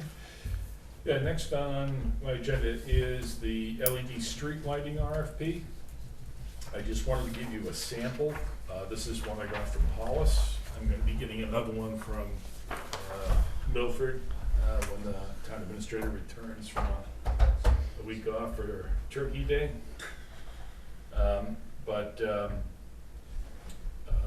They actually kind of did though that was for Hollis specifically, they included Brookline in that too, because Brookline wanted to see what the possibilities were for them. I did talk to Paul Hossman at Eversource, so the type of fixtures we have now have an EOL classification, which means there's no buyout on them. So in some communities, they haven't fully amortized the existing lights, so you have to kind of buy out your existing lights before you can. Okay. We're not in that situation. Okay. We can move forward, but I wanted to give you at least a flavor of, a fairly straightforward RFP. Obviously, that has to be tailored to our specifics. But as far as general terms and conditions, technical requirements, things like that, one thing I noticed in their specifications is they didn't actually specify the lumens that they would prefer for streetlights at certain locations. And, we can do a conversion based on the technology we have today as far as how many lumens that emits versus an LED replacement, and try to maintain or maybe improve the lighting at each location. Yeah, the standard was by wattage, and I think it's 150 watts. It's usually So by there is- lumens. Right, Right, so, yeah, so but they, the efficiency ratings is by watts. Right. And right, but the light output is lumens. Is So you lumens, have correct. You can take the existing technology that we have, figure out how many lumens, and actually Eversource already has that in the inventory that they provided us. They tell us how many lumens Yeah, those light fixtures provide. So that will help us do a conversion to what an yeah, LED equivalent would be to emit the same amount of light, obviously at, a fraction of the wattage. right. And I think the conversion rate was for the metal halide was 400 watts to a LED to 150 watts. So Yeah, it's something there's- along that line. Yeah, and they say that's actually changing all the time because the LED technology is just getting more and more efficient, so you're getting more light for less wattage. Yep. Paul did say that basically the, kind of the rebate is locked in at about $100 a fixture. That isn't gonna change. Okay. And I also asked them if there was any advantage of trying to combine the street lighting with like a building retrofit, municipal building retrofit, because a couple of years ago, there were programs that if you did both, you got an even better deal. It doesn't sound like that exists any longer. Yeah. So we can focus just on the street lighting. Yeah, did Hollis actually send this thing out? They did. Yeah, that's already been done. Did they get any nibbles back as to the cost? Because they have like 82 fixtures, we have 110. I didn't get the cost from Lori, she's the town administrator over there, but she said I could call. The DPW director is actually the one who drove this effort, so she said, feel free to give him a call Just to and give pick us his a brain, so. feel for what we're Yeah. in for Yeah. in terms of a ride. The important thing I think that we need to somehow incorporate in the RFP are the areas where we currently have light fixtures that we said we would remove them, and the areas where we don't have them that we need to add them. Yeah. If we're providing them with that, you know, we have a spreadsheet. Right, yeah, That would be something we need to update. yeah.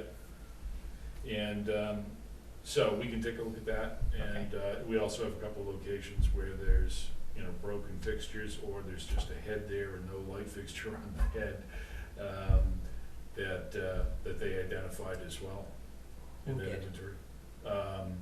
So that master, I don't have it with me, but the pack, oh, actually, maybe I do have it. I think it might be right in this folder. Yeah, here it is. So they identify, you know, damaged, light locations, and also Okay, intersections. Cohen Yeah. Road, that's already been, Already been fixed? yeah, Yeah, yeah. well, this was. Oh, yeah. yes, okay, sorry. Yeah, this Yes. is old. That's what I'm archive. saying, Yeah. I know we drove every Yeah, one. so, and, you know, I mean, I'm not sure who wrote these notes, you know, this was These- what was in the file. This here was done by Woody Meisner. Okay, This was, the schedule that we got, I believe, from PSNH. yeah, Then he went and checked them, and Yep. then Bert went, and John and I went, and we came up with a list, and I don't know if you were here yet or not, but if not, I can dig up my email that I Yeah. sent to Eversource for the locations where we wanted to add lights and those locations where we wanted to remove them. okay, So, all right, were you? I wasn't. No, I'll That- follow That it was, too. that I'll was get it to you. before my Yep, time. okay. So, but anyway, that was, I wanted to get you at least Yep. acquainted with, you know, what a fairly straightforward RFP looked like on it. And we just have to customize it to our needs and, move forward with it, and Could you do me a Paul, favor and just email that to John so that he can? yep. And, you know, Paul said he's interested to see who, you know, which companies bite, because there are companies out there that, you know, that, seem to participate in some areas and others that don't, on these, so he's just curious as to who's gonna respond, so. We, again, this was prior to you, just so you do know. Yep. We did have a company come here that evaluated the buildings and gave us proposals on changing that over, Okay. which I know I would have them draw. And I thought it was in Paul's email that he gave us a list somewhere. Yeah, and that wasn't in the email that I had. You had requested a list from him, and he wasn't sure he had it, I think, was the response, if I I recall. remember seeing it somewhere and I can Right. find it. But, and he also asked how we, you know, we intended on, you know, were we gonna select the companies we wanted to respond and just send the RFP out to them? And I said, probably not. We would probably certainly, find some vendors to send it to, but it would probably go up on our website and New Hampshire As an municipal open. website as an open Yeah. RFP for Yeah. people to respond to and see who we get. Yep. And the only other thing I had tonight was, we did have somebody from, a representative from the 2020 census stop by a couple of weeks back. And he's asking for communities to support them in various ways to help with the 2020 census effort. And so,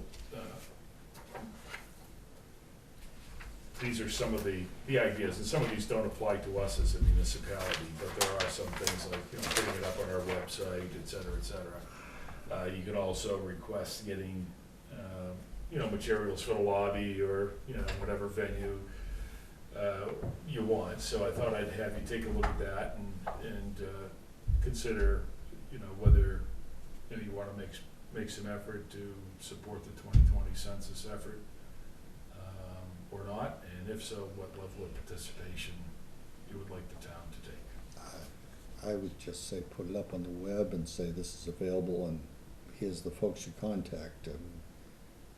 Is there a contact? I know they're advertising for help. Oh. Yeah. No, last one, my wife worked for them. Yeah. That's why, like, I would just let people know, for those that don't know, that census is gonna be out there. I don't know what else Is there anything that they mentioned specifically that they would provide, that they would want us to put? Well, on they the certainly would like us to, get information up on the website and maybe a link to their website. Yeah, I see that as a link, but it's Yeah. nothing, And, they do have, materials and things that we could display for them, or handouts or something like that, that we can stick in the lobby here. yeah, as far as hosting meetings, hosting an event. Yeah, I mean, some of Unless this doesn't somebody's really, stepping up, yeah, so. we'll leave that in your capable hands. Okay, I'll pick out a few things that seem appropriate then. How's that? Perfect. Okay. Don't That's all I inundate had tonight. Eric and Burke? Just a couple small items. Planning board has canceled a meeting for the 1st of January 2020. Speaking of which. And the planning board has rescheduled for a workshop on the 6th of January here at the town hall to discuss driveways and driveway regulations. So that's the two items I have. What was that last one? On the 6th of January, the planning board is going to hold an irregular meeting to discuss a workshop, more than anything else, to discuss driveways and driveway regulations.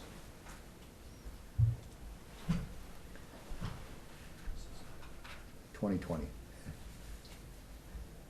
That's a Saturday. Yeah, but you gotta look at 2020. I am. That's not, is that? That's 19. The 5th is on a Saturday. So the Uh, 6th of January will be a Saturday. 6th of January, Yeah. is it?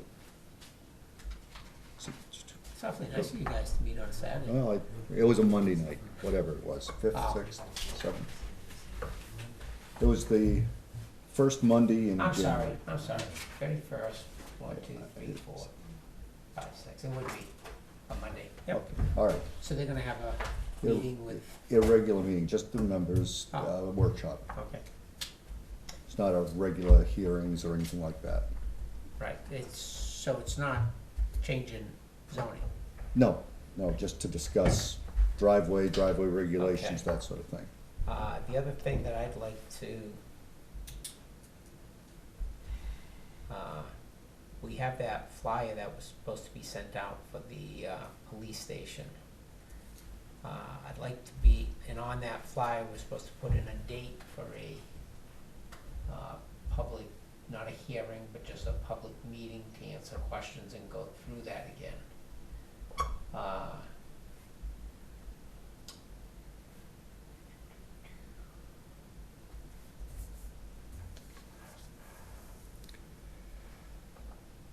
Scott, do you have I brought the old book, the new, the schedule for budget? When are we done? So we're scheduled through December 17th for budget reviews, yeah.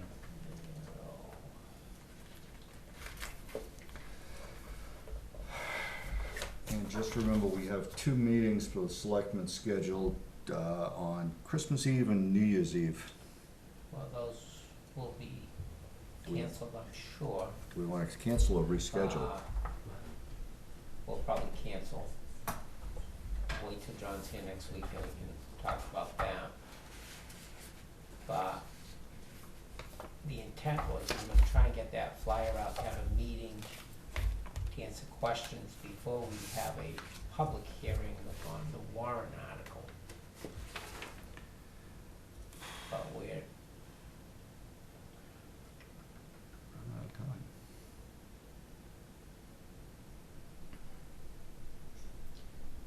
unless we did it on an off night, I think we're probably gonna be running up against, sending it out without a date, and then holding the hearing.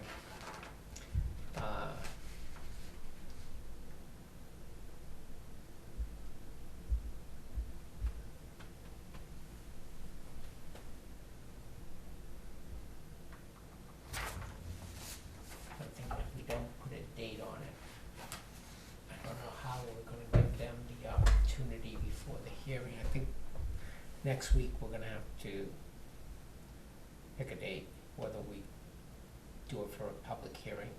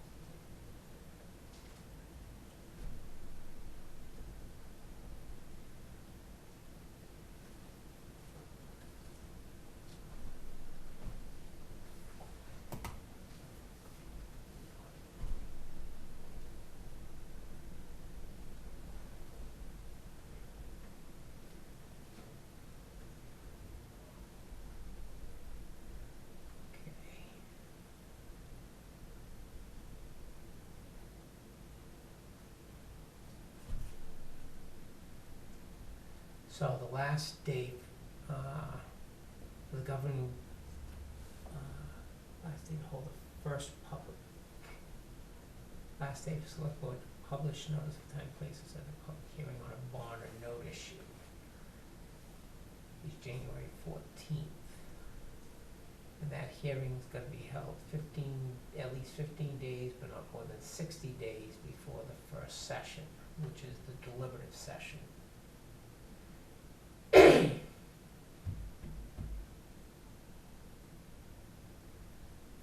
If we're gonna be tied up with budgets through the 17th, following 2 of the holidays, I think we might be sending that flyer out in January, and we'll determine a public hearing date at that time and use it for both.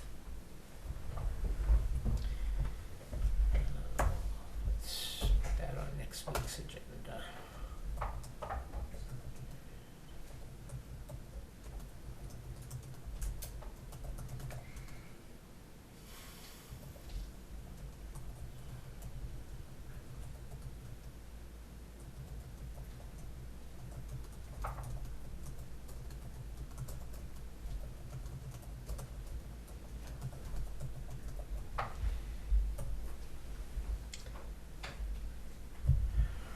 I think that's all I have. Good. Motion to adjourn. Second. All in favor? Aye.